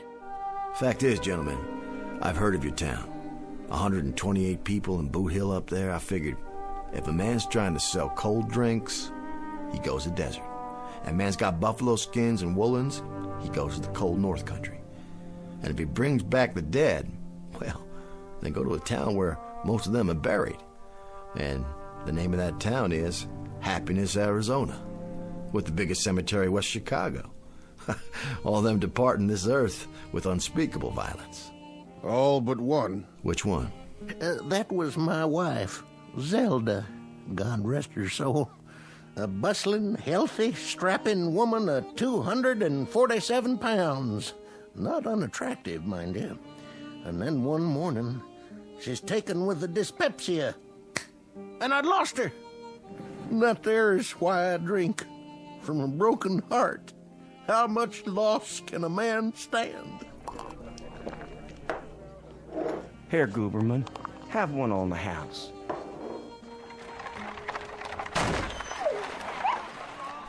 What the? Stand back, everybody. What's happened? Oh my gosh, He run over the dog. Poor thing. Is it still alive? Oh, no. I sure am sorry, poor little mutt. How did it happen? Dog just run right out in the street. I tried to stop, but he got under my wheels. Must have struck him a blow in the head. Not a mark on him, but he's sure dead. What do you call that, Sheriff?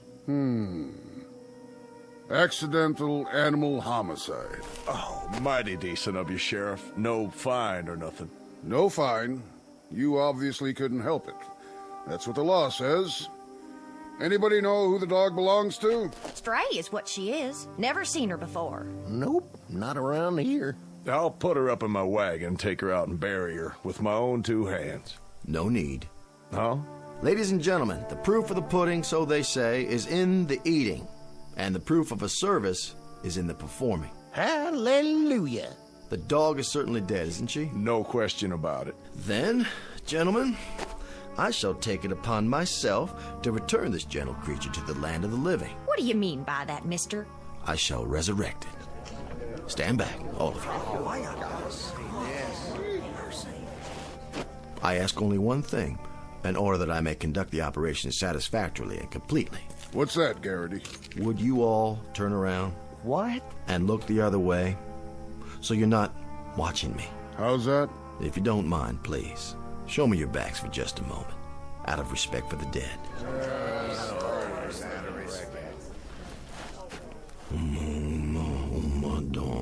Ergest rage grand wazu intercoiter metaluna magic land of Alakazam. Eureka! Sit up, girl. Shake hands. Shake. That's a good dog. Chasing a bird, I'd say. Ladies and gentlemen, I rest my case. He done a miracle! That's what I'd call it, a miracle!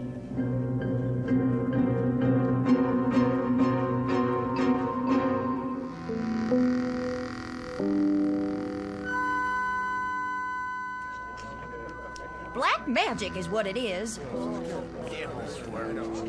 My dear friends, citizenry of Happiness, Arizona, it's with no small degree of pleasure that I stand here in this quaint, picturesque main street performing what I modestly claim as an accomplishment of some dimension. As you've all seen, I've just brought a dog back to life. It's not natural. Please, hear me out. It was not black magic, and it was not the devil's work. It is the application of scientific principles which I have picked up over the years. While traveling extensively in the Himalayan mountains for 7 years, I served as personal apprentice to the High Lama. But how? How'd you do it? Simply by utilizing certain cosmic forces. What are they? With a concurrent application of mystical electrolysis. Let's all have a drink on it. Fortunately, I've brought with me in my wagon here a supply of all the necessary herbs and spices to repeat the process. And what I have done for that dog, why, I can do the same for your loved ones. May their souls rest in peace. For the moment. You mean you can bring back my Zelda? And my former partner? And my late husband?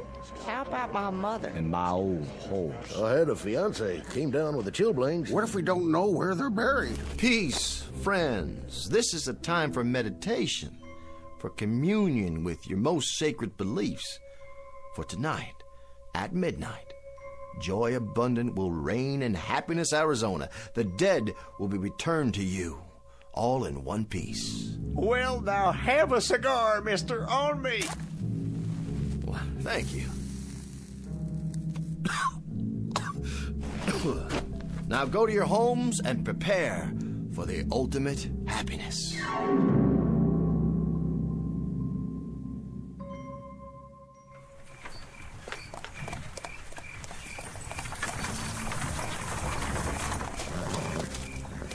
Hello, spirits of Boot Hill.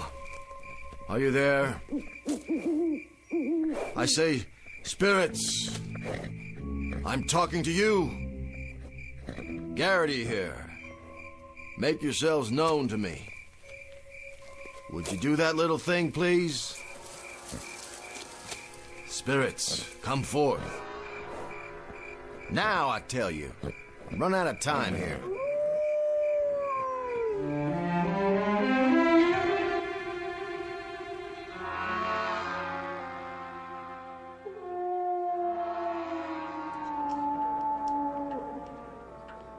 $11:30. No sign of him. He's up at the cemetery. Still? 4 hours he's been up there now. That place always froze my guts, even at high noon in the bright sun. Imagine what it must be like after dark. I don't want to imagine. You know, one time when I was a kid... Please, Lapham. I had a pet goldfish. In Arizona territory? No, this is back in Springfield. Anyway, I had this goldfish, and my cat used to watch it swim around night and day. What was your cat's name? My pussy cat? Her name was Tabby. Lap him. Anyway, one night, she knocked the fishbowl over trying to catch it, and I got so mad, I chased her out of the house. Spare me. And wouldn't you know, that cat ran out and leaped in the pond. Now, it was the dead of winter, and there was ice on the water, and, well, to make a long story short, when I pulled her out, she was frozen solid. You could have thrown her through the air like a boomerang. What's a boomerang? Never mind. Let him get finished. So I carried her back in the house all stiff like that so I could bury her the next day. And you know something? In the middle of the night, that cat thawed out and came back to life. Started running around like she was possessed. I hid for my life. The sound she made, it just wasn't human. Of course not. It was a cat. Be that as it may, the cat was never the same. What finally happened to her? She ate some spoiled mackerel and expired for the second time. She didn't come back from that one, sad to say. Imagine. Can you just imagine? Imagine what, Gooberman? My own little Blossom. My own Zelda. The lonely days and lonely nights. And at midnight, she's coming back to me. Saints preserve us. Listen. What's that? Sounds like Mr. Garrity's finished his work. Evening, gentlemen. Evening, Garrity. Whiskey, please. Sure thing. Another. Yes, sir. How did it go up there? Go? On Boot Hill. The cosmic impulses are... Yes? Incredible tonight. Absolutely incredible. You mean you're finished? All finished. What's that clock say? 11:35. Good. Good. They'll be filing down any time now. Takes them a while because they walk so slow. But they're ahead of schedule. They are? I wasn't 5 minutes into the ceremony when the earth started to heave. A mighty anxious crop of folks up there. Mighty anxious. It'd do your heart good to see them wiggling around under the sod. That right? Just like some happy colt raring to face life again. Did you happen to see my Zelda up there? Why, I might have. Oh, you couldn't have missed her. She's the biggest thing on the hill. Only funeral that ever took 9 pallbearers. That was some service. Doggone if she wasn't a strapping girl. I remember the time she threw me out of the house. Through a window. As a matter of fact, I was 18 feet in midair. That picture behind the bar. Which one? The man with the handlebar mustache. Your beloved brother, isn't it? John? Sure is. How'd you know? Reminds me of someone I've seen quite recently. Shot by accident last March. There was a gunfight in here, and he got hit by a stray bullet. Tall man like you, with a kind of a limp. How'd you know? Your brother was the last man buried. And the last ones buried are the first ones to come up. Come up? And then down. Down? Down the hill, into town. You say something out there, Mr. Garrity? I believe I do. What? Why, I believe that's him coming now. Down the middle of the street. Look, do you see?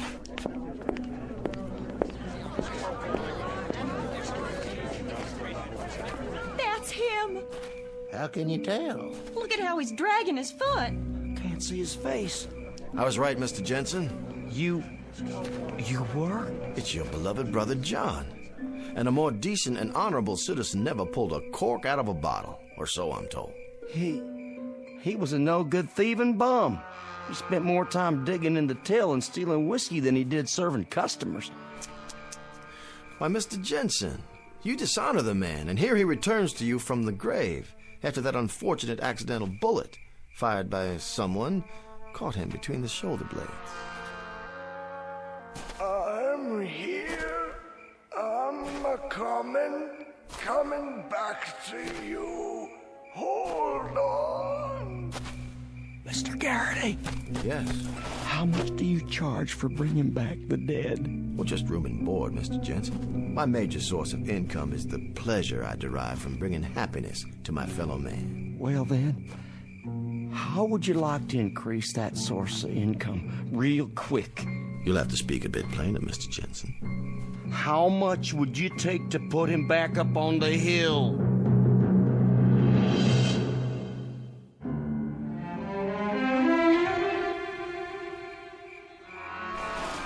I'm asking you. To put him back? My brother, I mean. In his grave where he belongs. What does that mean? Well, it's a difficult procedure, Mr. Jensen. Once the resurrection has taken place, it requires a maximum effort to replant them, so to speak. Would $100 pay for the effort? 100? In gold. Shall we say 1,000? What does 500 do to you? Well, it warms me a little, but I still feel drafty. Let's make it 750, shall we? Deal.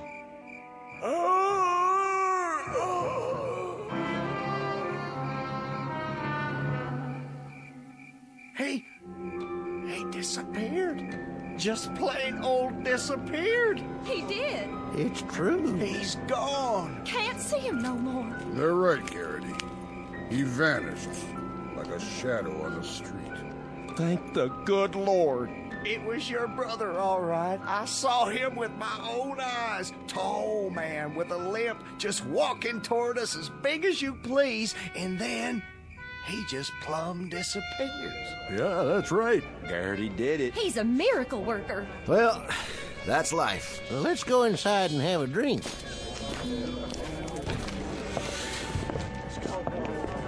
But don't fret, friends. He'll be followed soon enough by the others. The others? Including your beloved wife. Your lonely hours are a thing of the past, Mr. Guberman. Your Zelda will soon be back with you to share your life and restore your peace of mind. Well, no disrespect, but, Yes? what I mean is, she was the flower of all womanhood and everything. Of that I have no doubt. But on 6 different occasions, she broke my left arm. That thing was in a cast so much I developed a permanent list. Your point, Mr. Guberman? Well, I sort of hate to disturb her rest. Get me? I'm beginning to. What'll it take to put her back? A difficult assignment, Mr. Guberman. Let's say $500. With me, it was $750. Jensen, I'm disappointed in you. And ashamed, truly ashamed. Your own dear brother. And you, Guberman, your own wife. Garrity, as an official of this town, I apologize for these men. I'm humiliated. Nothing less than humiliated. I don't blame you, Sheriff. Not one bit. But you, I could perceive immediately that you are made of sterner stuff. Well, I suppose that's true. I didn't see you quake in your boots, just because Lightning Peterson will be one of the departed returning tonight. Lightning Peterson? You killed him yourself, didn't you, Sheriff? And he was supposed to be the fastest gun in the territory. Boulder Dash. I say Boulder Dash. Lightning Peterson, indeed.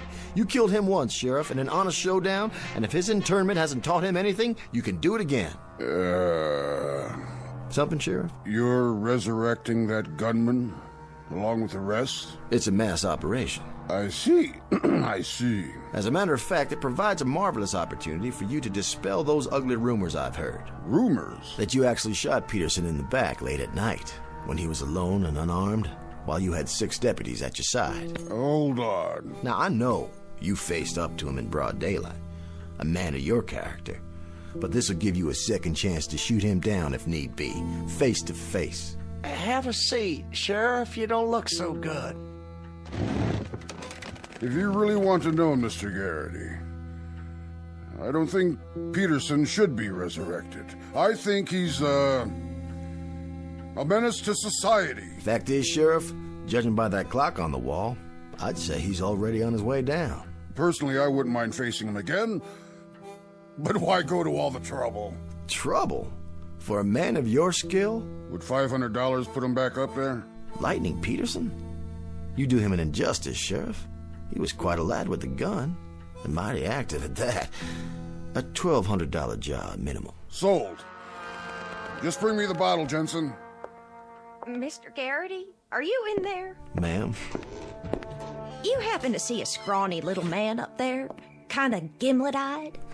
Name? Perkins. Ephraim Perkins. A relative? Ex-husband. And no tighter man ever squeezed a silver dollar. Thing of it is, I'm married again. And if the truth be known, I never did care much for Ephraim while he was living, and I don't properly see why I should have to go through it all again. Besides, what would I do with 2 husbands? I can appreciate your dilemma. $100? 5, madam, would be a bit closer to home. Old fella, Uncle Jeb, left me his farm. See, how much would it take to keep him there? Hold on now. One at a time. My father-in-law, big man, asked to be buried with a bullwhip. Just ain't no reason 'tall why he should come back. Now, I'll have to write these down. My husband, Charles. Mean cuss. Nobody liked him. Had to hire mourners from out of state. Order, please. I'll take your money one at a time. Can you make change? Well, let's see here. Who's next?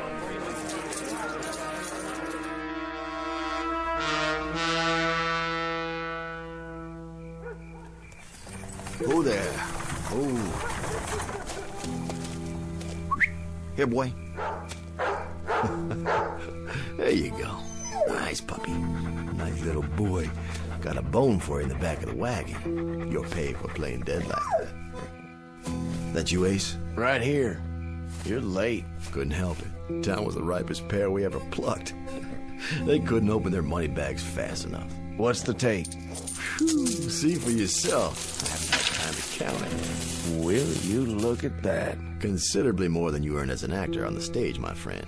Considerably more. Played the part well, though, didn't I? Beautifully. The handlebar mustache was a nice touch. That's why I brought my makeup kit. Never know what you'll need. I checked the itinerary. Our next stop is Tucson. We'll pitch camp and get a good night's sleep, and you go in there in the morning and get a line on the place. We'll see which one of the dear departed you can impersonate tomorrow night. Now climb in. Well, let's get a move on before that sheriff turns suspicious. I tell you, I'll be glad to get gone from this cemetery. Creepiest one yet. You don't believe in ghosts, do you, Ace? Well, I never did, but this one, there's so many tombstones everywhere. Man thinks he's hearing things after a while. Not this one. The folks up here on Boot Hill, they're buried deep enough. So long, friends. Real sorry I couldn't perform what I laid claim to. Oh, rest in peace now, all of you. Come on, let's go. Come on.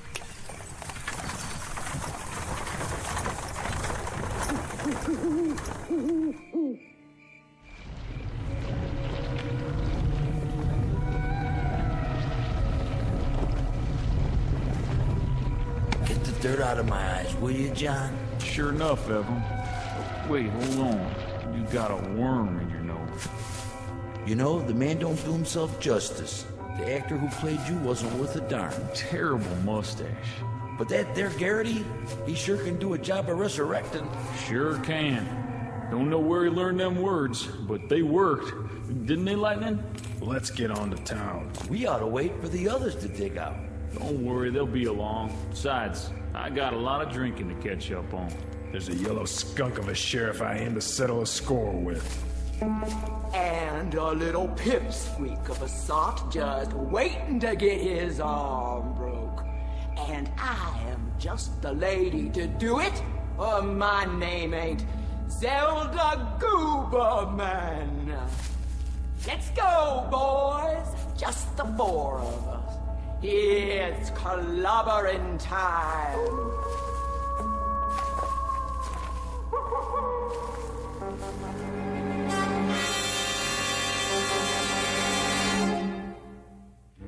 Exit Mr. Jared Garrity, a would-be charlatan, a make-believe con man, and a sad misjudger of his own rather considerable talents.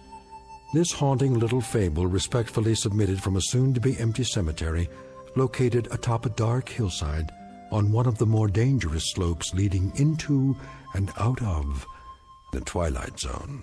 Hi,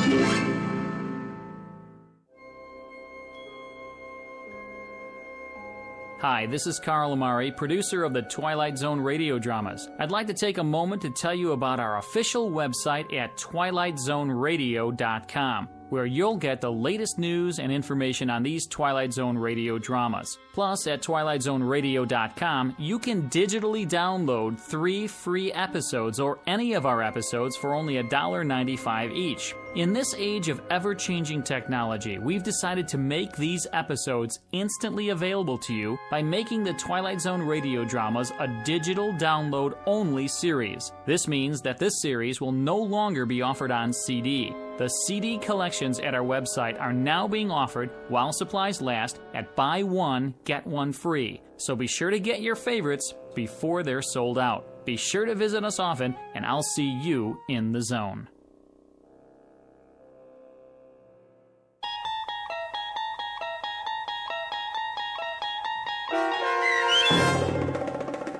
Mr. Garrity and the Graves, starring Chris McDonald with Stacy Keach as your narrator, was adapted for radio by Dennis Etchison and based on a script by Rod Serling. Heard in the cast were Rich Komanek, Doug James, Christian Stolte, Roderick Peoples, Linda Reiter, Michelle Graff, Vince Amari, Roger Wolski, and Carl Amari. To learn more about the Twilight Zone radio dramas and to obtain audio cassettes and CDs of these programs, visit our website at twilightzoneradio.com. This copyrighted radio series is produced and directed by Carl Amari and Roger Wolski for Falcon Picture Group. Doug James speaking.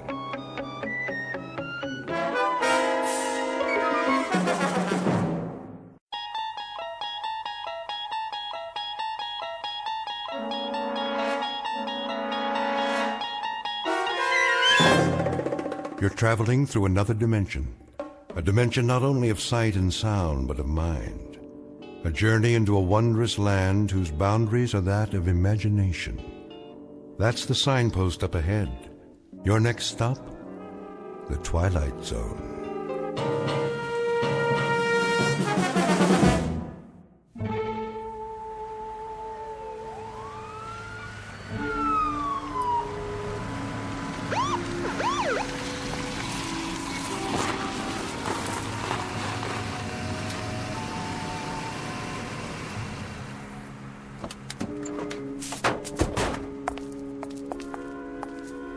The address? Yep, 2719 Ye Old Curiosity Shop. This is it. Oh, officers, I'm so glad you're here. You the one who called, ma'am? That would be my husband. Jensen, the detectives are here. How do you do? Mr. Brown, what seems to be the problem? Appalling. Absolutely appalling. They broke in through the storeroom. That was the first thing we saw this morning. The back door off its hinges. My husband almost had a heart attack. All right, take it easy. Was anything missing? A number of items, I should say. The sense of violation. Our entire stock will have to be re-inventoried. For the insurance, you know.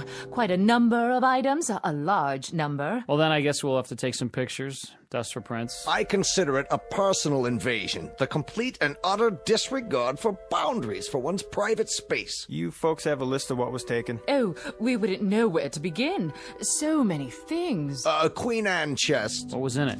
I don't know. We could never get it open. I was going to have a key made. Hard to say what could have been in it. Almost anything. Jewels, family heirlooms. We bought it as is at an estate sale. What else? A Louis XIV washstand. Our pride and joy. 2 antique children's chairs, 5 vases. 6, Ming Dynasty. 2 hand-carved teakwood cigarette cases with platforms. Approximate value? $100. He means 200. A tray of rings, 3 sapphires, 3 rubies, 3 emeralds. All genuine? Well, the rubies are actually... All genuine. And there was a 19th century silver service for 12. Isn't that right, Jensen? And a dining room chair made in 1778. Let me see. 3 paintings in frames. Early Picassos? That right. What about the stuff that was in the window? Oh, nothing of real consequence. Don't forget the other tray of rings, dear. Remember? The Native American baskets and the camera. One camera? A very special camera. One of a kind. Make? Well, it didn't have a name on it. At least we never could make it out. Foreign lettering, indecipherable. Probably ancient. Never saw one like it before. It was here when we bought the shop. It was imported. Very rare. Very, very rare. At least 100 years old. Okay, let's see what we got here now. Let's see. Okay, 6 vases, 5 ceramics, a Native American basket, jewelry. Tray of rings. All paste. 6 vases of the Ming Dynasty. I don't know what dynasty they're from, but it ain't Ming's. They're from a rummage sale and they're worth a couple of shucks apiece. Chester, will you pipe down and let me read the article? Larceny. Plain no good larceny is what it is. That's nothing but a list for their insurance company. Why, those crooks. Police theorize that the thieves broke in sometime during the night. Mr. and Mrs. Jensen T. Brown, the proprietors of the antique shop, listed the following additional items as among the goods stolen: a Louis XIV candelabra, A phony candlestick holder for Liberace. 2 antique children's chairs, 2 thrift shop chairs for midgets. And a set of U.S. Navy surplus tableware. Plus a chest worth maybe $25 tops. Hey, listen to this. The paper says there's 3 oil paintings by Picasso. Yeah, 3 posters in dime store frames. The guy who painted them thinks a Picasso is a foreign sports car. 2 teakwood hand-carved cigarette cases. All right, knock it off. Here's something they forgot to put in the paper. A camera? Big deal. Well, it looks like an antique. When I was a kid, you could have bought this in a 5 and dime. But now, I get it as part of a heist. Perfect. The whole haul is worth maybe $50. A fence will give us 10 if we're lucky. I could have shot pool for half an hour and made more. Oh, come on, Chester. Want to take my picture? You think that thing works? Well, let's give it a try. Even if there's film in it, it'd be so old by now that... What do you got to lose? Huh, Chester? Please. Please.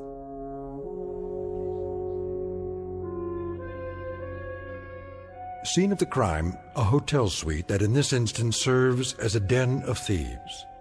The aftermath of a rather minor event to be noted on a police blotter, an insurance claim, perhaps a 3-inch box on page 12 of the evening paper. There's just one small item to be added to the list of loot. A camera. A most unimposing addition to the flotsam and jetsam that came with it. Hardly worth mentioning, really, because cameras are cameras. Some expensive, some available at the corner drugstore. But this camera, this one is unusual. Because in just a moment we'll watch as it injects itself into the destinies of 3 people. For it happens to be a fact that the pictures it takes can only be developed in the Twilight Zone. And now, back to the Twilight Zone with A Most Unusual Camera, starring Mike Starr with Stacy Keach as your narrator. Please, Chester, take my picture. Look at this crummy thing. Foreign writing all over it. No place to open it up. Where do you put the film in? Maybe it's already got film in it. Yeah, sure. From the Ming Dynasty. And you think it's still good? Come on. See? You look through the thing on the top here. Now, this must be the button here. Wait, let me pose nice. Hold it, baby. Say cheese. Ta-da! Perfect. Fits right in. Everything else for nothing, so we get a camera that's for nothing.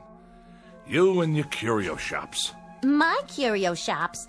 You cased the place. You fingered it. You did all the planning. Oh, listen to Miss Culture over there, the patron of the arts. Never mind hock shops, she says. No, let's go up in life. Let's knock off a curio shop, because curio shops have nothing but objects of art worth a fortune. And who touted me? The art lover over there. 2 weeks of planning, a whole night on the job, and what do we have, Paula? 400 pounds of junk. Yeah? Room service. Wait a minute. Room service, huh? I didn't order no room service. It's the law. What are we gonna do? Quick, dump all the stuff out the window. Hold on, Chester. I called for room service, okay? You did? To celebrate our newfound wealth. What'd you order? A breakfast for 2 with all the trimmings. How are we gonna pay for it, Paula? This room is costing me a fortune. Coming! Just leave it outside the door. Oui, monsieur. Very well. I'm not even hungry. How can I eat at a time like this? Maybe a little coffee is all I need. Look, Chester. What's that sticking up out of the camera? It's the picture. I told you it'd work. Hey, let me see that. Well, how do I look? I don't know. Picture came out fine, just fine, but... Isn't that nice? You take good pictures, Chester. Well, there I am standing by the window. Did you get a good look at this? And so clear. No flash or anything. And look how clear it is. Oh, wait a minute. Let me think. What's the matter with you? What's the matter with me? Paula, go over to the mirror. What? Go ahead. Now look in the mirror. You're missing a couple of buttons on your shirt? Go on. Now look. We look nice together, don't you think? We ought to get some pictures of the two of us. Will you look? So? What's to see? What you wearing? You like my nightgown, Chet? I got it special for you. I like the way it sort of clings to my body. What do you think? Right. Now, look at the picture. So, there I am, standing by the window wearing a what? fur coat. Oh! Yeah, a fur coat, which you don't have. Huh. Looks like mink. One of those Ember Autumn Haze models. Real pricey. Could be sable. Nah, don't think so. It's a mink, all right. Chester, what am I doing wearing a fur coat? I wasn't wearing a fur coat when you took the picture, was I? Of course you weren't. I don't have that kind of money. I don't even own a fur coat. Chester, what is going on? I got it. Got what? It's a gag. A gag? A gag camera, strictly for laughs. What do you mean? You know, like at Coney Island. Remember? It looks like you're wearing a costume or something. I don't think so. Sure. Inside, they got these ready-made pictures already developed. But the negatives have already got a picture on them, see? The only thing this takes is the face. But we ain't in Coney Island. You know, like a carnival when you pose in front of those crazy cardboard things. You put your head on top of the cutout. Fat lady, sailor, cowboy, driving a car, you name it. And it looks real. That's what this thing is. Not bad. That's kind of clever. You sure? Sure, I'm sure.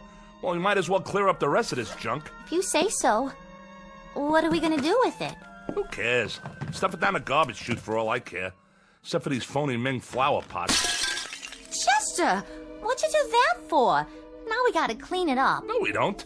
Leave it for room service. We're paying enough. There's one thing we didn't open yet. Yeah? That little chest over there in the corner. Did it come with a key? No. You'll have to open it in your own inimitable style. There ain't a lock ever made I can't, Jimmy. Anybody ever tell you had a lousy disposition? If I have a lousy disposition, it's because I'm married to a nickel and dime heister who can't tell a real diamond from a baseball diamond. Baby doll, this suite is costing an arm and a leg. Delivered and paid for by Mrs. Diedrich's son Chester from profits collected during a slew of years when you weren't even in the picture. So happens that I need you like I need a 3-time conviction. Well, aren't you the clever one? Let's see what's inside. Chester, look! I'm looking, but I don't believe it. The most beautiful fur coat I've ever saw. Full length, too. So we scored something after all. We sure did. And don't start giving me any of your cheap pizzazz about taking this to a fence. I wouldn't dream of it. Don't argue with me either. This is for little old Paula. Oh, look at these, stripes. Different colors, all mushed together. How do they do that? I think it's called Ember Autumn Haze. Like the one in the picture. Right. Exactly like the one in the picture.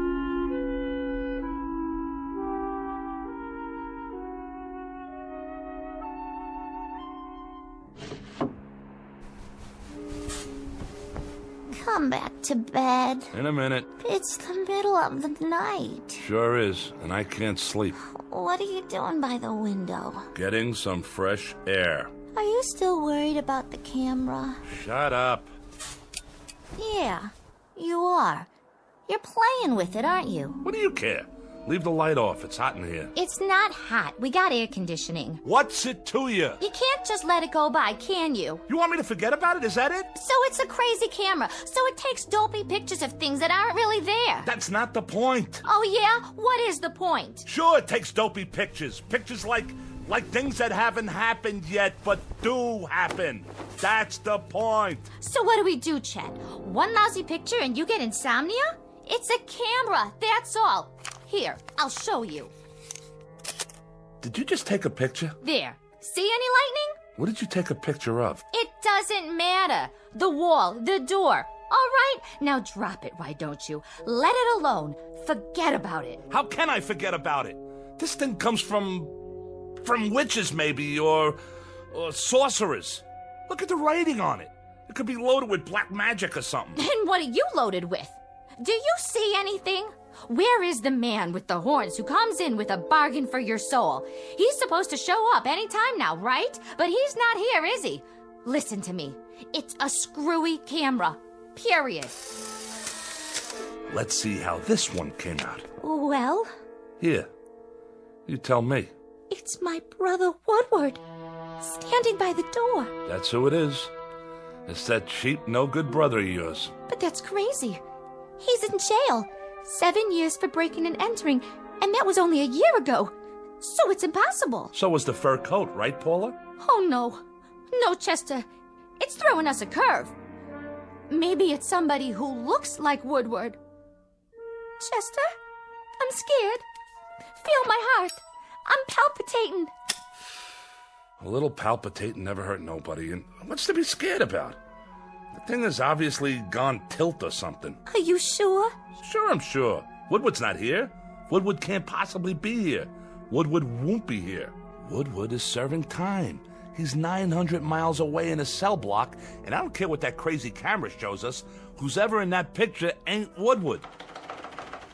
What's that? Shh! Somebody's trying to jimmy the door. Go see. Please, Chester. But be careful.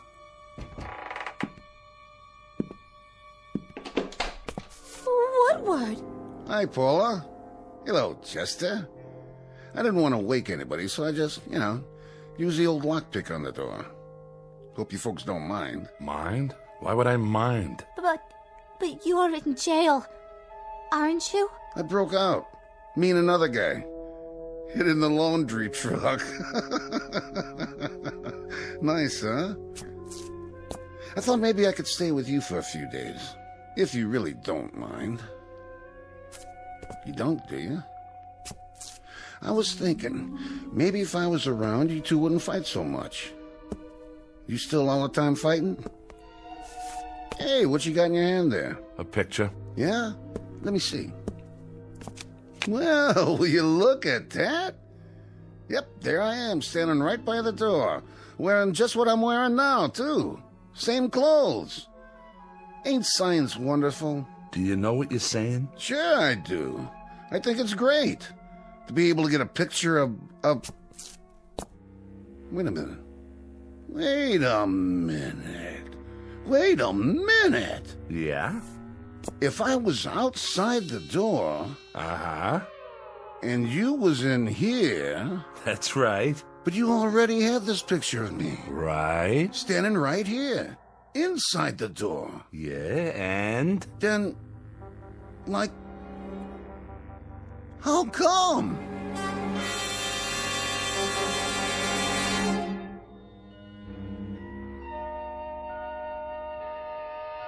Sleep well, Woodward? Yeah. Thanks for letting me use the couch. Think nothing of it. A growing boy needs his rest. What are we going to do today, Chester? I don't know yet.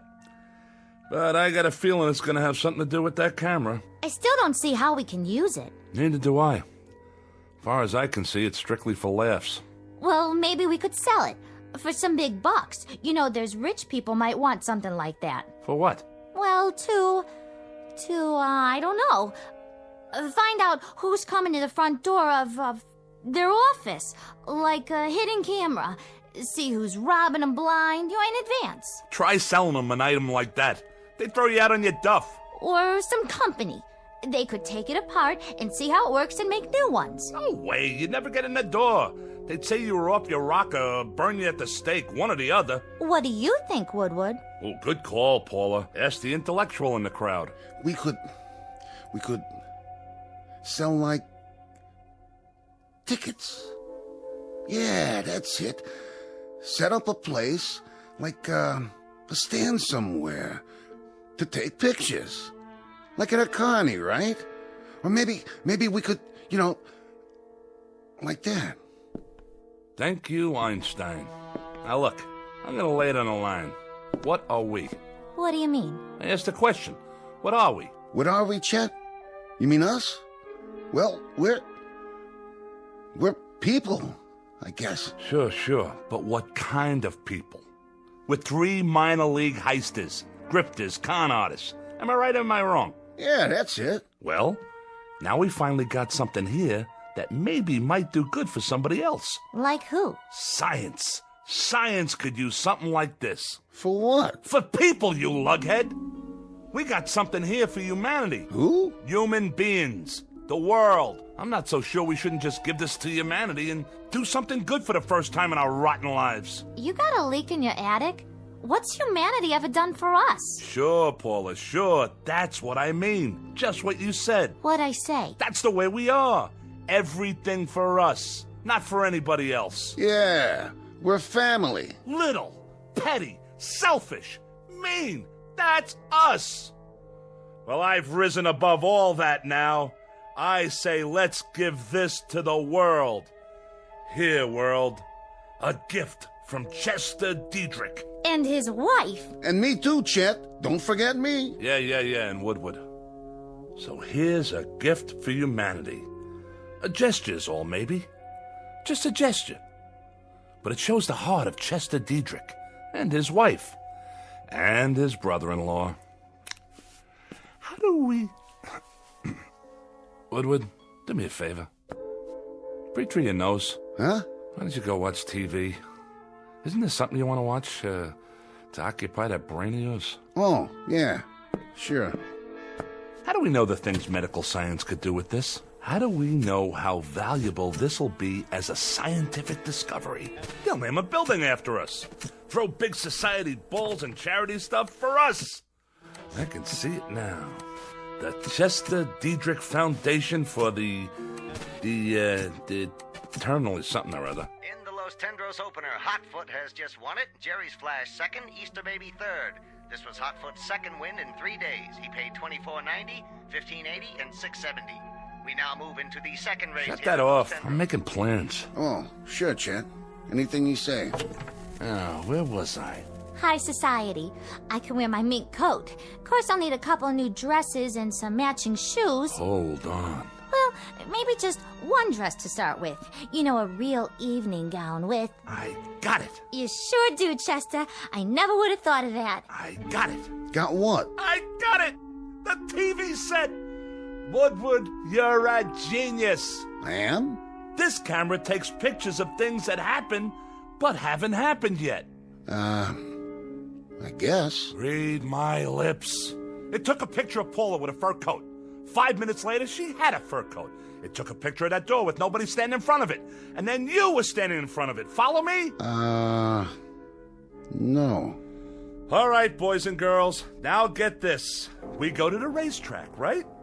I'm starting to get it. We take a picture of the winner's board at the track before the race. I think I get it. The winner's board before the race. That's a great idea. But I don't get it. Hold on now. We take a picture of the winner's board, and then we look at it and... Oh! Chester! Woodward, are we getting through to you yet? We take a picture of the winner's board. It's empty, see? Because the race hasn't been run yet. But that camera, that little old bugger over there, it takes pictures of things that happen 5 minutes later. So the picture we get will have the winning numbers on the board. We know what horses come in and what they paid. Now I get it. Come on, everybody, get your coats. Woody, my boy, grab one of mine. And put on a tie so you can be in disguise. No, Chester, this is so exciting. That was the first race. We can get there in time for the last 4. How much dough has everybody got? I got a 20 and a 10. That's 30. I know it's 30. I got 2 10s and 3 20s. Come on. Okay, and the old insurance, my $100 bill. That makes 180 and 30. You got anything for the pot, Woodward? Yeah, I got 10. $220. Is that enough? There's bound to be at least one long shot. Why, we can parlay this into $1 million if we work on it long enough. We can't lose, Paula. We simply can't lose. Come on, everybody ready? Chester, what about humanity? Humanity? Like you said, baby, what did humanity ever do for us? Let's get going.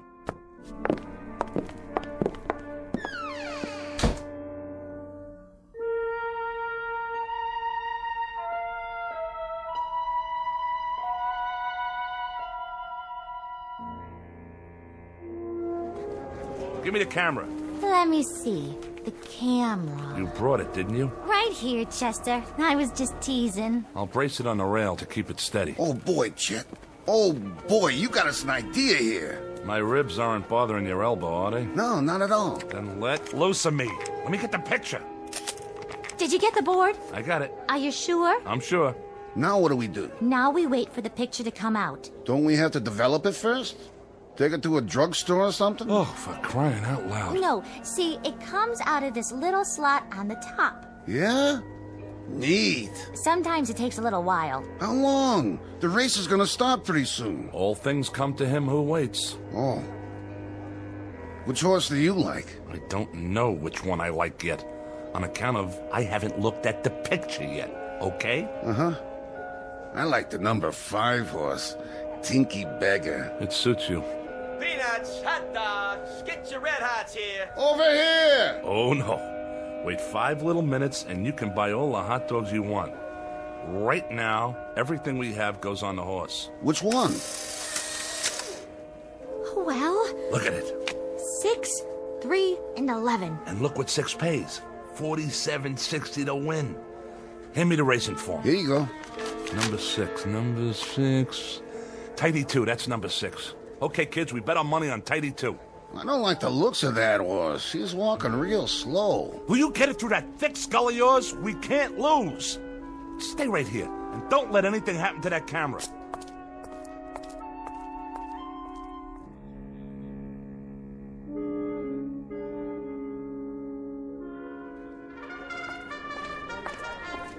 What's your bet, sir? Put it all on number 6, the works. Number 6 it is. Here's your ticket. Thanks. Psst. Hey, Jack. Get out of my way. Not number 6. That's Tidy 2. The last jockey that horse had was Paul Revere. But I mean the original Paul Revere. Now, if you really want to make some dough, I got some information in my pocket here. The goods on the last 2 races, and all I need from you is cash. You and me could go partners and really make ourselves a bundle on this. I got a tip for you. Bet anything but number 6 so you don't lower my odds. See you later, Jack.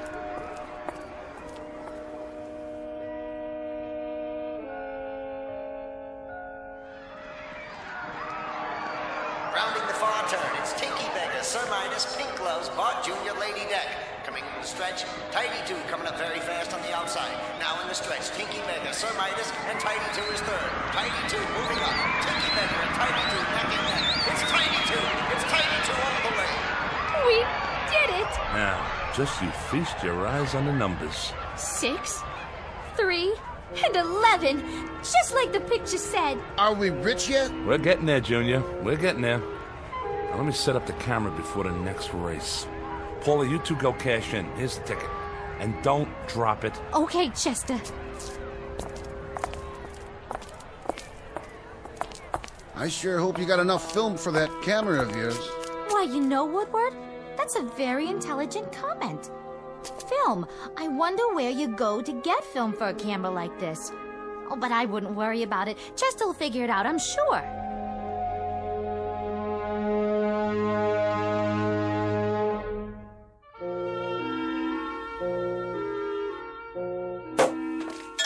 Want another glass, Chester? Not now. I'm on the phone. Yeah? Yeah, but when can I get a delivery on something like that? No. I don't want the black one. It's gotta be yellow with black upholstery. Spoked wheels, Continental kit on the back, dual exhaust, power everything, the works. You got that? Now when can I get a delivery? All right, then order it. No. I'll pay you in cash. Come over with the papers tomorrow morning. We'll settle it then. How much did you say it was? No, I'm not backing out. I was just thinking. Maybe I ought to get 2. Huh? Well, you bring the papers. Fine. So long. It's the room service waiter. Are you done with your snack, Woodward? I ate the steak, but I can't finish all the chicken. I guess that'll hold me till dinner, though. Yes? I came for the dishes, madame. Right over there on the coffee table. Can you bring a couple of more bottles of champagne on the way back? Yes, madame, I can easily do that.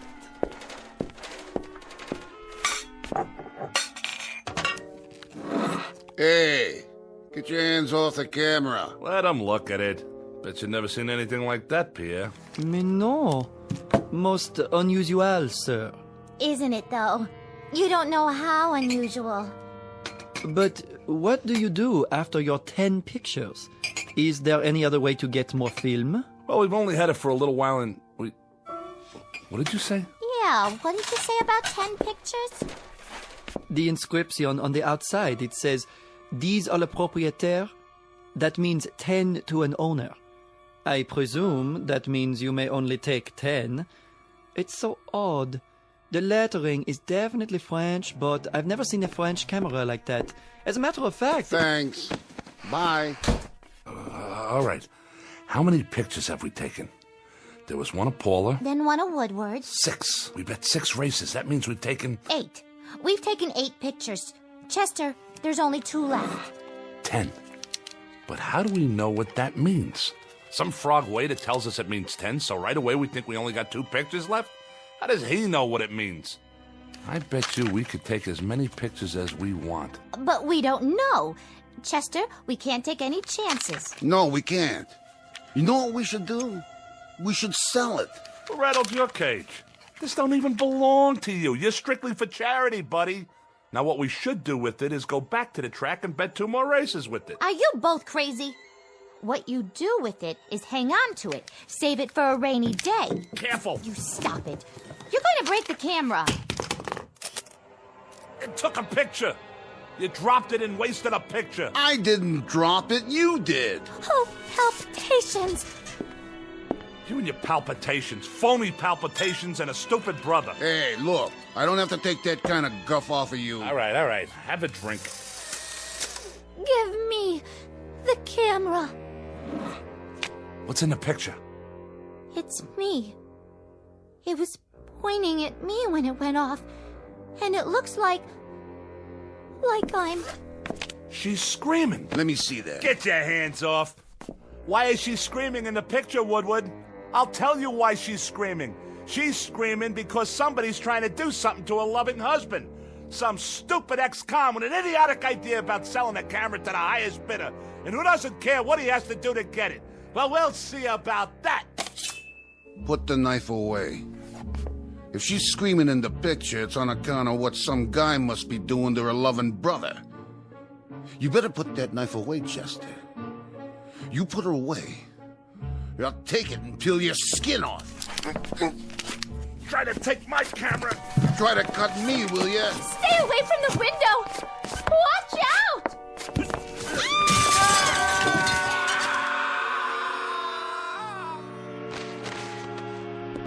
Oh, Chester! Chester, my poor darling husband! And Woodward!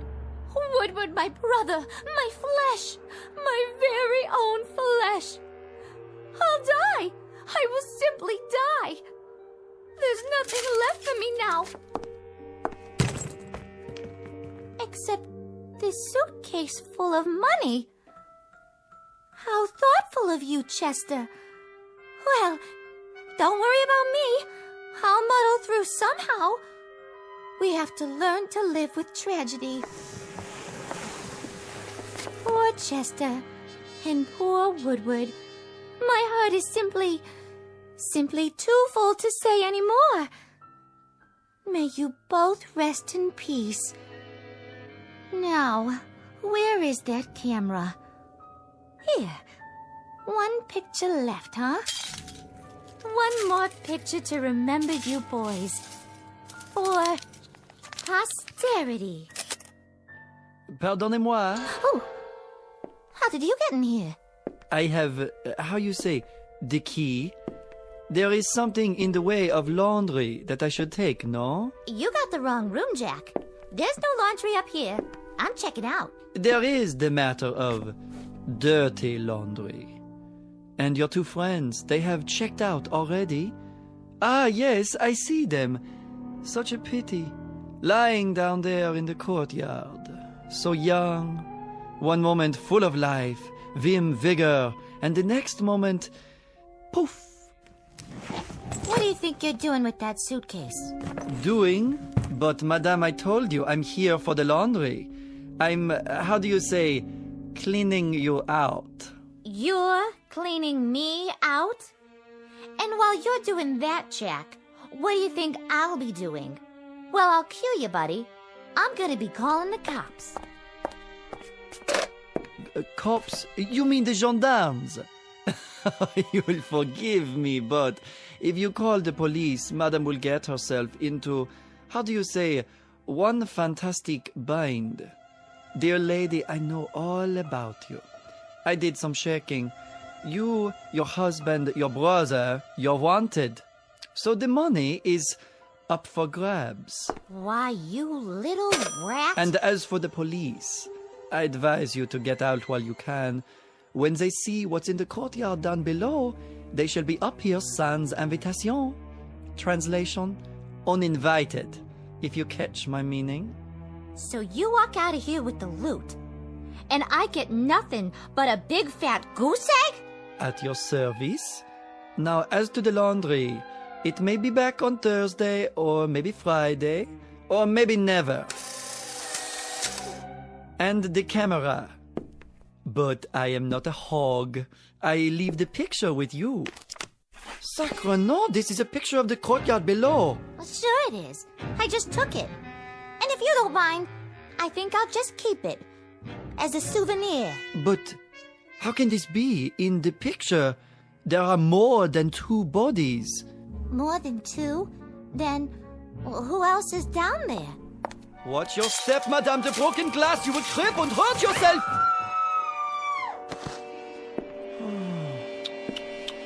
Yes, there are more than 2 bodies, just as the picture shows. 1, 2, 3, 4. That is impossible. Wait, let me see. Oh, the camera! There it is. I can see it from here. If I lean out a few.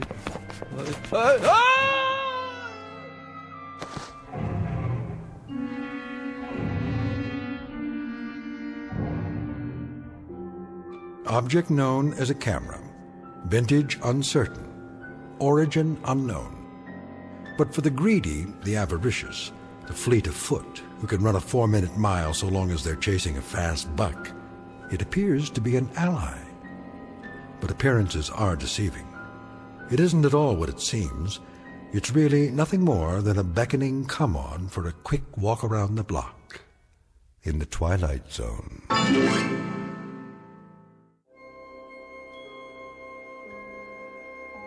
Hi, this is Carl Amari, producer of the Twilight Zone radio dramas. I'd like to take a moment to tell you about our official website at twilightzoneradio.com, where you'll get the latest news and information on these Twilight Zone radio dramas. Plus, at twilightzoneradio.com, you can digitally download 3 free episodes or any of our episodes for only $1.95 each. In this age of ever-changing technology, we've decided to make these episodes instantly available to you by making the Twilight Zone radio dramas a digital download-only series. This means that this series will no longer be offered on CD. The CD collections at our website are now being offered while supplies last at buy one, get one free. So be sure to get your favorites before they're sold out. Be sure to visit us often, and I'll see you in the zone.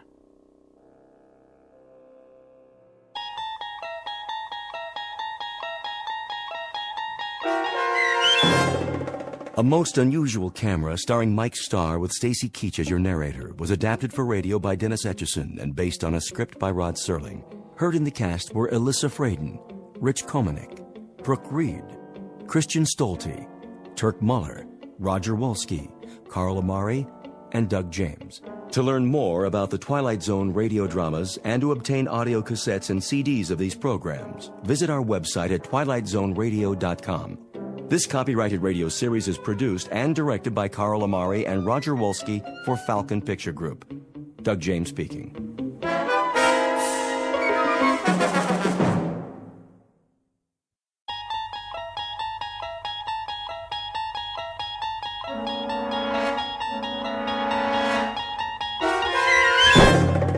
There is a fifth dimension beyond that which is known to man. It is a dimension as vast as space and as timeless as infinity. It is the middle ground between light and shadow, and it lies between the pit of man's fears and the summit of his knowledge. This is the dimension of imagination. It is an area which we call the Twilight Zone.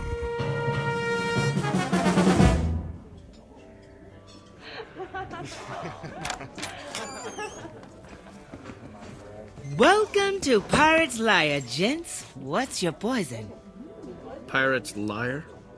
Doesn't your sign say Pirate's Lair? It was supposed to say that, but that's what happens when you hire a sign painter that can't spell. Are you here to complain about our sign, or are you here to shuck and drink? He's more finicky than me.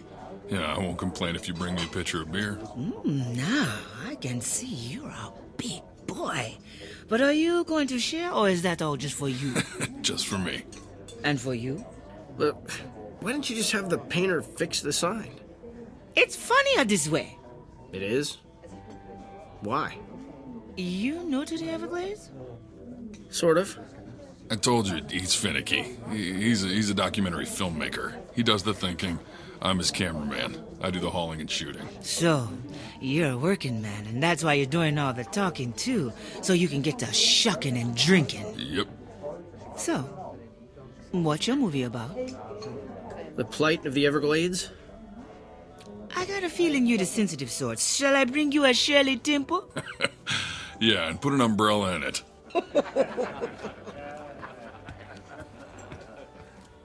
Thank you very much for blowing my cover. What do you mean? No one knows you're here. I'm here to get a story. Now that all the locals know I'm a reporter, everybody's gonna clam up. That's a good one. What's so funny? Clam up. We're in a clam bar. You do have a sense of humor. Yeah. Surprise myself sometimes. Now, what's so funny about Pirate's Liar? Would you trust a pirate to tell the truth? No. The sign painter made a mistake. That was the truth when he called this place Pirate's Lair. All pirates are liars. They have to be so nobody finds their buried treasure. If that's true, then why does our place map have a treasure map on it? Your placemat has a treasure map on it, so you'll have the directions on how to find this place in case you want to come back. Here's your Shirley Temple. Yep. Here's your pitcher of beer. Any other questions? Yeah. What smells like fish? Me. I'm a fishmonger. I do a lot of shucking. Personally, I find that smell refreshing on a woman.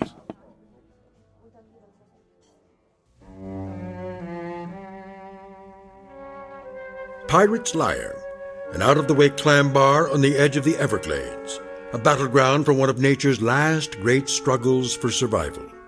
An environment as beautiful as it is dangerous, as filled with treasures as it is with death, and as breathtaking as the smell of fish. Documentary filmmaker Richard C. Avendon and his one-man crew Mongo Brewster are about to begin a potentially prize-winning documentary as they begin an expedition deep into unexplored regions of the Everglades and the Twilight Zone. Here's your bill. Who gets it? I do. I'll be outside getting some fresh air when you're ready. Are you Charlene? Yep. What's his phone number under your name? That's my phone number for the big guy, just in case he loses his treasure map. Catch more flies with honey than vinegar.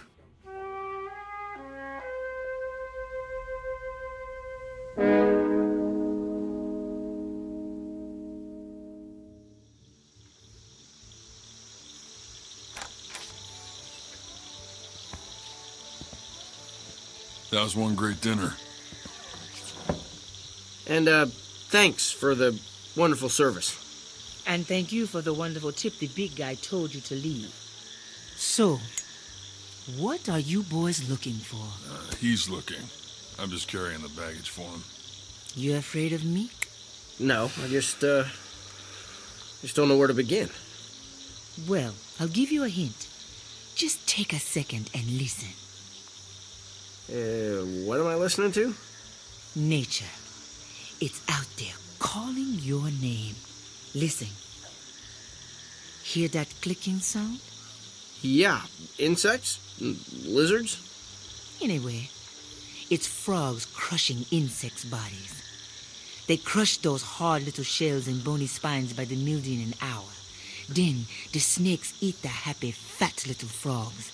As they slither off, the birds of prey swoop down out the sky and eat the snakes. When the birds get too full to fly, they land on a log floating into water, which usually turns out to be a nasty gator, which gobbles up the bird. Gators are sloppy eaters, and they leave little pieces of the bird fall to the bottom of the water, which feeds the clams which you just ate. Good. What you are listening to is Mother Nature perpetuating a vicious cycle that you want to save with your little documentary. Was that what you were thinking when you came here? I wasn't quite envisioning it like that. I was thinking more of... What was that? A big old bull alligator just got lucky. You want to go down there and tell him don't eat the pretty birdies? You're going to ask him if he'd like a Shirley Temple to wash it down. Stop! I know just what you're doing. You're trying to discourage me from making my documentary. You're trying to keep people away from here to protect this swamp. Why would I do that? Yeah, why would you do that? Because you're a pirate's liar. You're lying to scare me to save your restaurant. This is where your clams are. Your clams are your treasure, and you don't want anyone to have them except you. That's right. Because they are so finger-licking good. Can't blame a girl for trying, can you? Hey, don't throw your cigarettes in the water. You'll contaminate it. How do you contaminate a swamp? You know, I'm getting that out of there right now.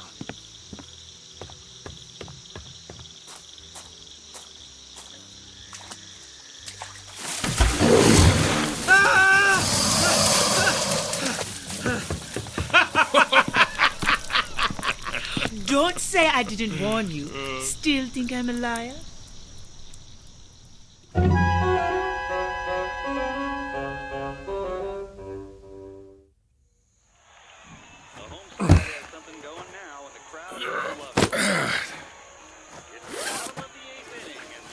Two flash, camera bag, nightstand, microphone, cables. You got everything? Yeah. Now you finally gonna tell me what we're looking for? The Bewinjapedi. The what? There was an Indian tribe that lived in the Everglades centuries ago. And? They disappeared. Well, if they disappeared, how are we gonna find them? I don't think they're gone. I think they're still out there. That sounds like a story right out of Pirate's Liar. You're right. The last sighting was reported at that bar by my brother 17 years ago. It was the last place he was seen alive. What happened to him? Well, that's what I'm hoping we'll find out.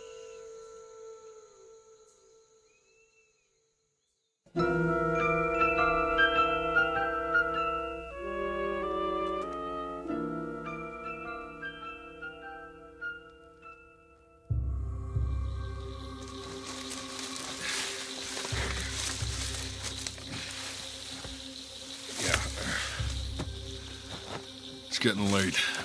I can hear the toads eating the bugs faster. Let's find a spot to set up camp. Well, that looks like a nice spot over there. I was hoping for a Holiday Inn, but I guess a dry spot will have to do. Get a shot of me in the sunset.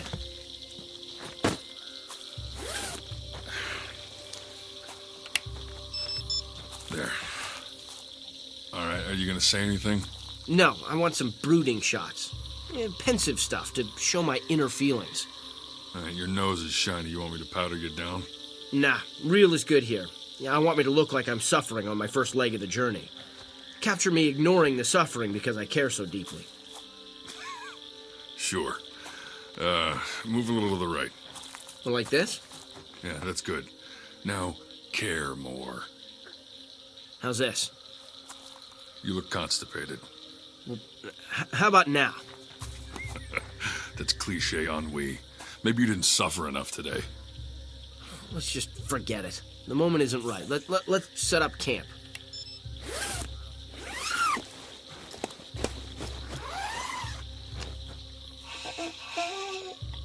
Don't worry, I'll do my share. Don't be sarcastic. What do you mean? Well, that pathetic little voice you just did under your breath. I didn't say anything.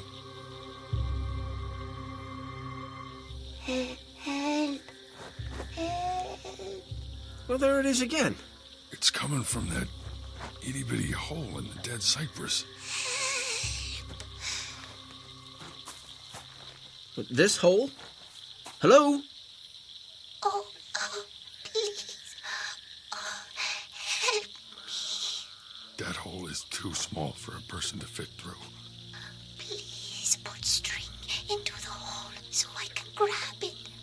I'm stuck. How about a shoelace?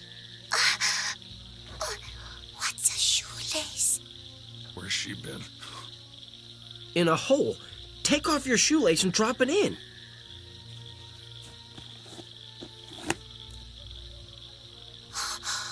Got it. Pull. Okay, hold on. Be careful. Oh. Yes. At last, I'm free. Thank you. It's...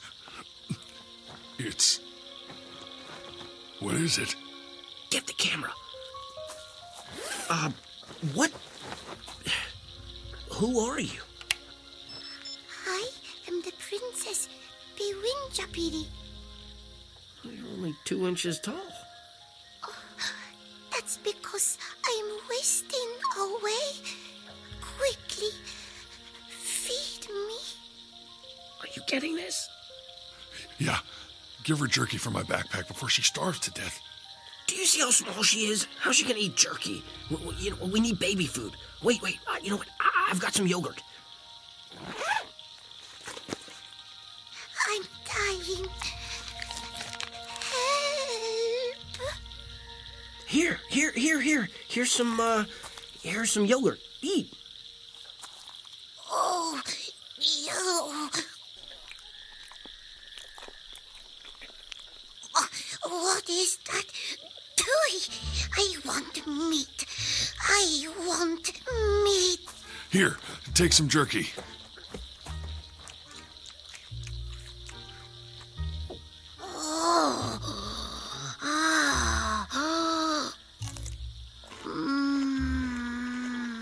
That's what I figured. Indians invented jerky.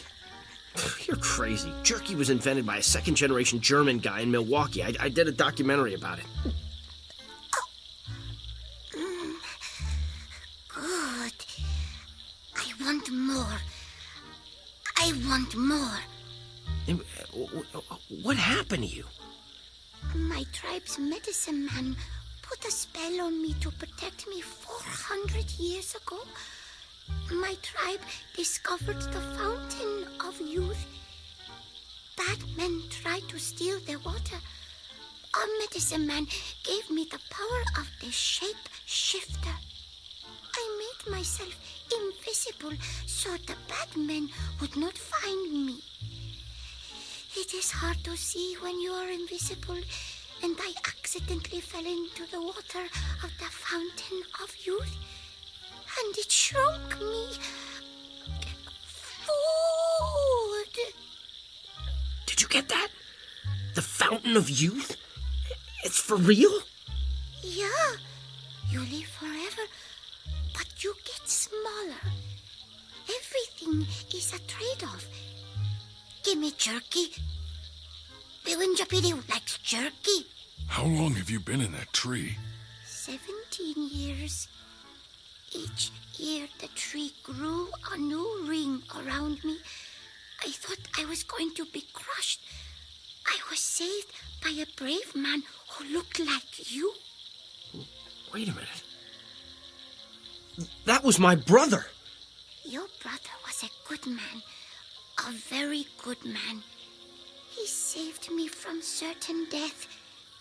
He sacrificed his life to save me. And now you have saved me. Are you a good man too? Hey, boss, we're losing daylight fast. It's getting too dark to shoot. Quickly, make a fire. The glades come to life at night, and death stalks from the shadows. Hide me. I am bite-size. I'll set up a tent and hide her. You make the fire. Soda, soda, soda, soda, soda, soda, soda, soda.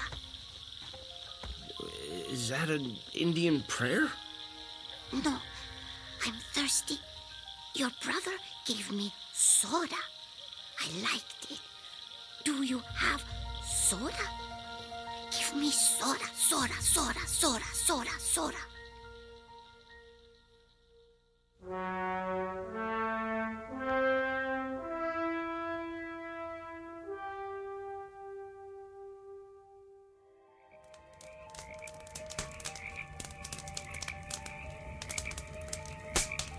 All right.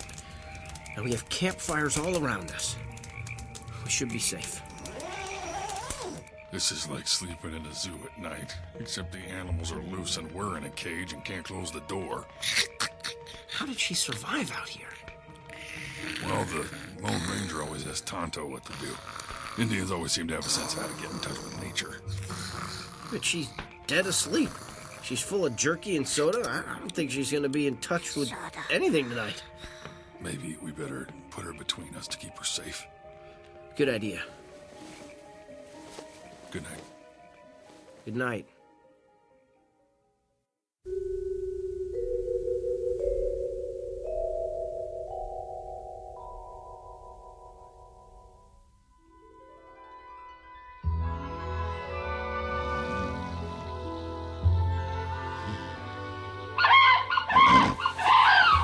What was that? I don't know, but I heard it too. I guess we're still alive. Where's the little princess? Still under the covers. What did you put around her? Nothing. Whoa. There's something pretty big under there. Yeah. Let me grab a stick. You pull off the covers. All right, on the count of 3. 1, 2, 3. What the? Huh? Where am I? Huh. Who are you? Biwinjapiri. You're a full-size woman. Yeah, a beautiful, full-size woman. Mongo, get the camera. She grew. Yep.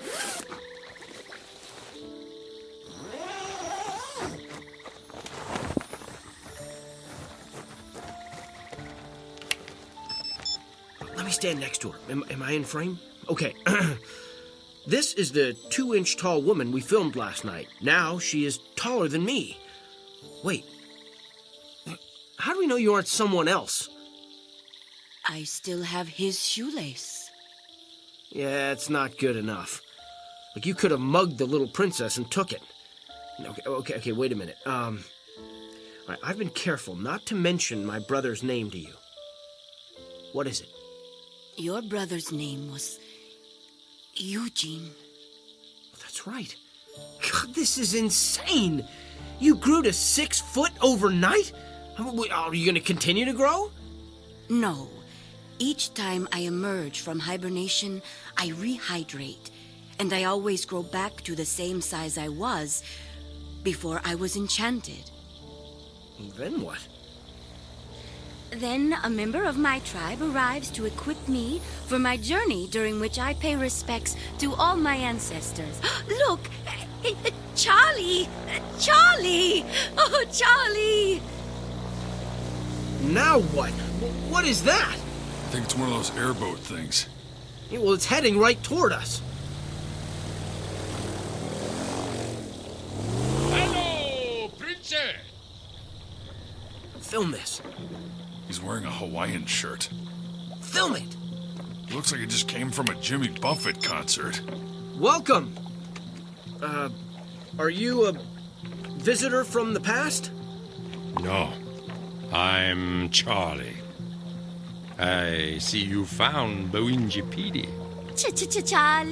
Charlie, did you bring my talisman? Yeah. And I brought some carry-out from Pirate's Lair. Hey, big guy. Charlene is sweet on you. I know. She gave me a map. She also gave you a lobster sandwich and some calamari. Me, she charges. You get it free, big guy. Here. Who are you, and why are you here? I told you, my name is Charlie. There's not much work for Indians, so I make deliveries for Pirate's Lair because I know the glades. Yeah, I gotta go. Charlene, keep me on a short rope. Hey, wait, come back! What is going on here?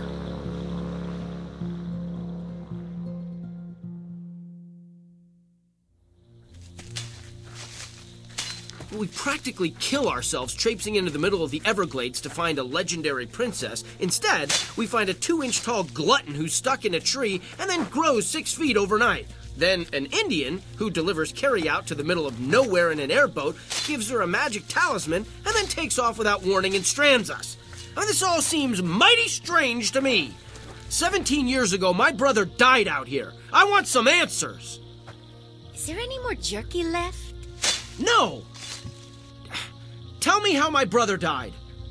The Everglades claimed him, just like they have claimed me.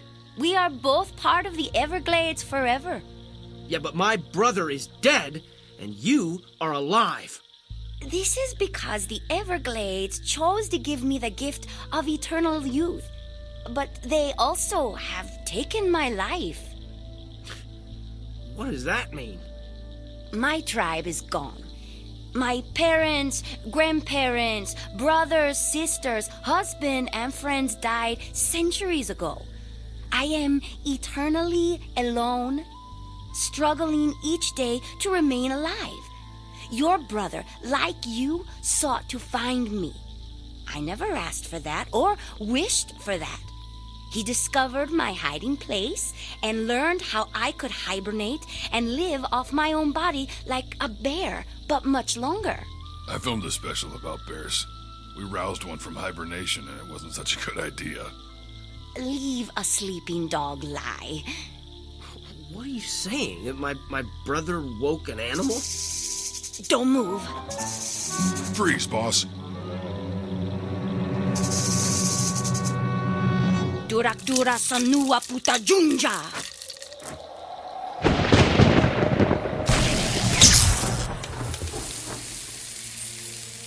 Whoa. That's something National Geographic won't believe. I got some great shots of that action. What was it? A snake? Look behind you. Ah! Oh. That thing is 4 feet long. How did you kill it? My magic talisman. It keeps me safe. Well, you didn't have one when we found you. Just before I hibernate, my body absorbs the chemicals from the talisman to keep me alive. Will you help me reach my hiding place for the next 17 years? Can we film it? Yes. As long as you never reveal where I am. Deal. Let's go.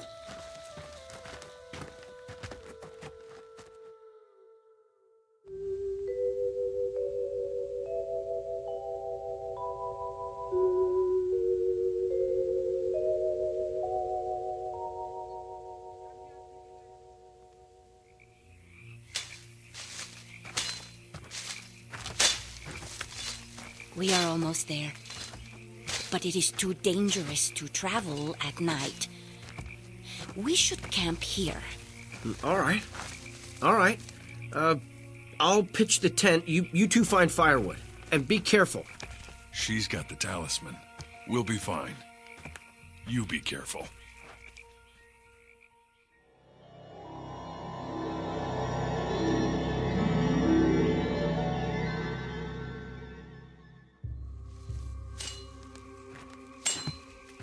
Oh, hey, there's some dead brush over there.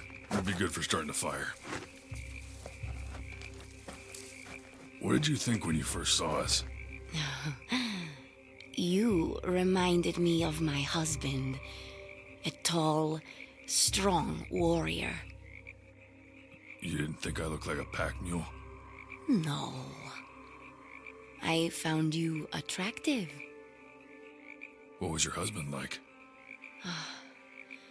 His hair was like silk, but black as a crow. His body was supple, and he moved like a jaguar. His eyes were soft and warm, and when I looked into them, I found him irresistible. Wow. I wish I had eyes like that. Look into my eyes. Huh? I see irresistible beauty. And a beautiful, soft, mossy clearing. Close your eyes and turn around. Now open them. What do you see? A beautiful, soft, mossy clearing where the dry brush was. How did you do that? This is my home, and it is my time. Come lay down with me. What? Tonight, it is 17 years since I walked the earth. But tonight, it is also 400 years since I kissed my husband. Please mate with me. Oh boy. Okay.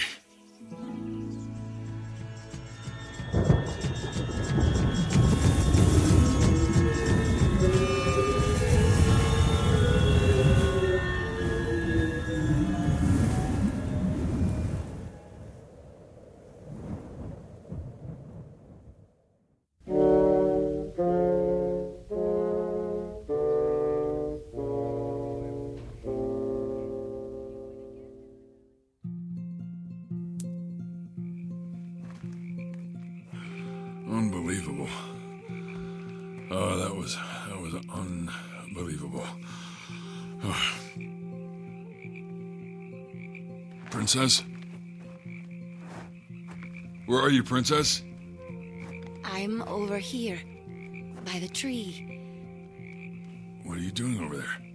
You fell asleep. I didn't want to wake you. Hey, I don't know how to say this, but, don't tell Richard what we did. If that is your wish, I don't want to hurt your feelings, but he just wouldn't understand. then he shall never know. Harum dara dum sumanu watum.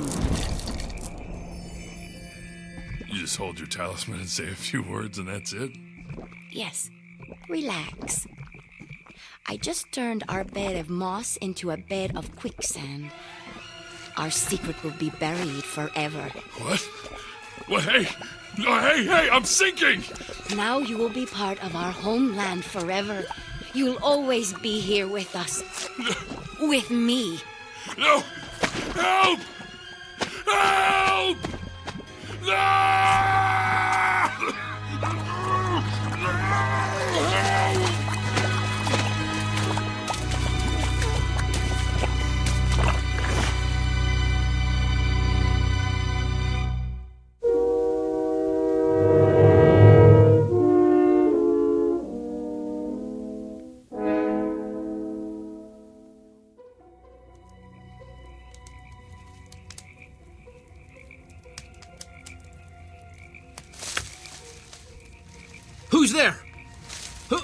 there?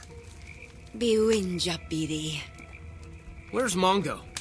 Mongo drowned in quicksand. What? Nature claimed him. What? Couldn't you help him? I tried, but there was nothing I could do. Well, now what? You and I become the pack mules and continue our journey. He would not have wanted us to quit. He knows how important this is to both of us. I must honor my ancestors. You must complete your documentary and dedicate it to your brother and your friend. Put out the fire. Let us travel to my hiding place right now. A canoe is hidden close by for our journey.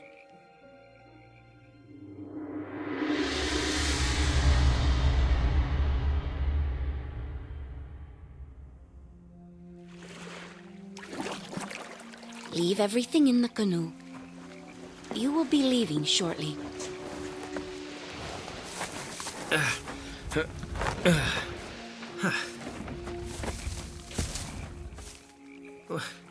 You don't want to keep anything here with you? You have given me everything I need. Ah! What's wrong? My shoulders are cramping.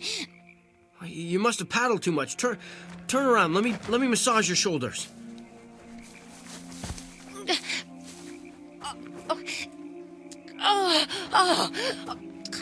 It hurts so much. I'll try to be gentle, but you got a lot of swelling. Did something bite you? 2 huge welts are forming on your back. Oh no. The skin is splitting. Oh, good. Good. Oh. Your skin splitting is good? Yes. That means it won't hurt anymore soon. This happens every time I reach full size. Oh. This has happened before? Yes. I hate it, but I love it. You mean like no pain, no gain? No! Watch. This is really something.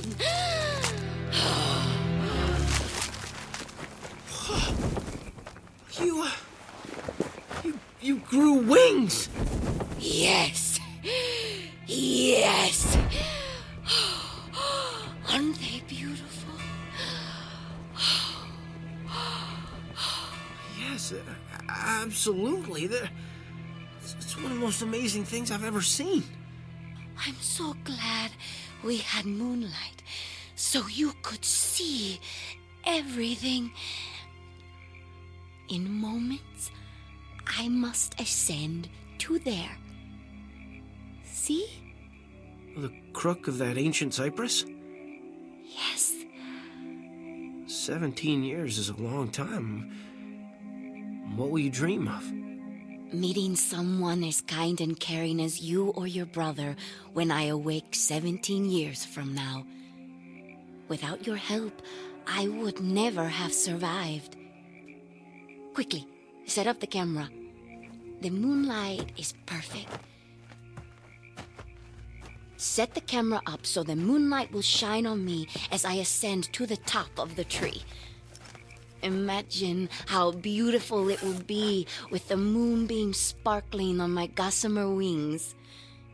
Yeah, it would be an incredible thing to see. We must hurry. But before I go, I must do one last thing. What? I must have a final meal. Something that will last me 17 long years. Princess, I just had a terrible thought. My blood kind of turned cold. Why?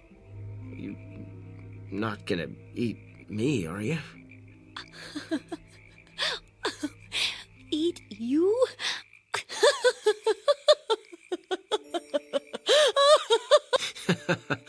This is a pretty far-fetched idea, huh? Let me put your mind at ease.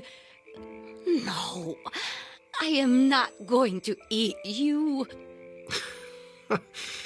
I feel pretty stupid now. Silly me. I just wanted some more jerky and a soda. I love soda, soda, soda, soda, soda, soda, soda. That I can give you. Here. Jerky and soda. It's a special treat I won't have for another 17 years. As I told you, I will survive on my talisman. Start the camera. Okay. All right, and we're rolling. Is the moonlight perfect? Yes. Look, a flock of birds is flying in front of the moon. How beautiful. That is a sign that it is time for me to go. Wow. This is awesome. Goodbye. Goodbye. I'm so sorry. I thought you were going to eat me. Don't be silly, my love. I saved you for my children. What? Those weren't birds crossing the moon, Richard. Like a locust, I reproduce once every 17 years. And those are my hungry babies coming to eat you.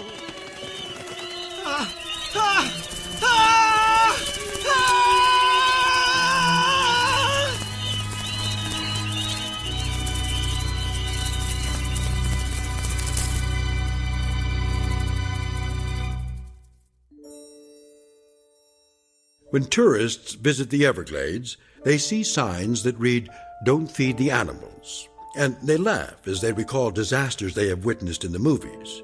They can't imagine something like that happening in the real world to real people like them.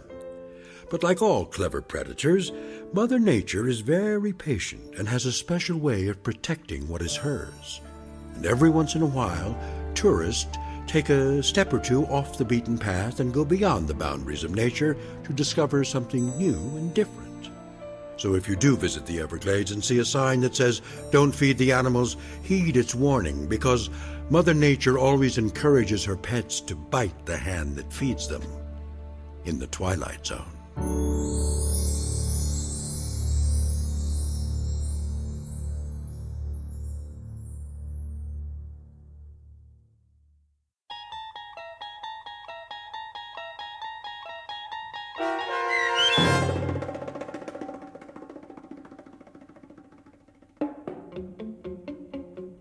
Bewinjapedi, starring Sean Astin with Stacy Keach as your narrator, was written for The Twilight Zone by Joby Cerny. Heard in the cast were Christopher Sullivan, Elizabeth Lido, Tehran Patton, Oksana Fedonishin, and Roger Mueller. The producers of The Twilight Zone wish to thank CBS Enterprises and the Rod Serling Estate for making this series possible. This copyrighted radio series is produced by Carl Amari and directed by Joby Cerny for Falcon Picture Group. Sound design, custom Foley effects, recording, and editing are done in the Cerny American Sound-to-Picture Theater by sound designers Bob Benson and Tim Cerny. Music for The Twilight Zone is provided by CBS and American Music Incorporated, New York. To learn more about the Twilight Zone radio dramas and to download episodes, including 3 free episodes on our homepage, visit our official website at twilightzoneradio.com. Doug James speaking.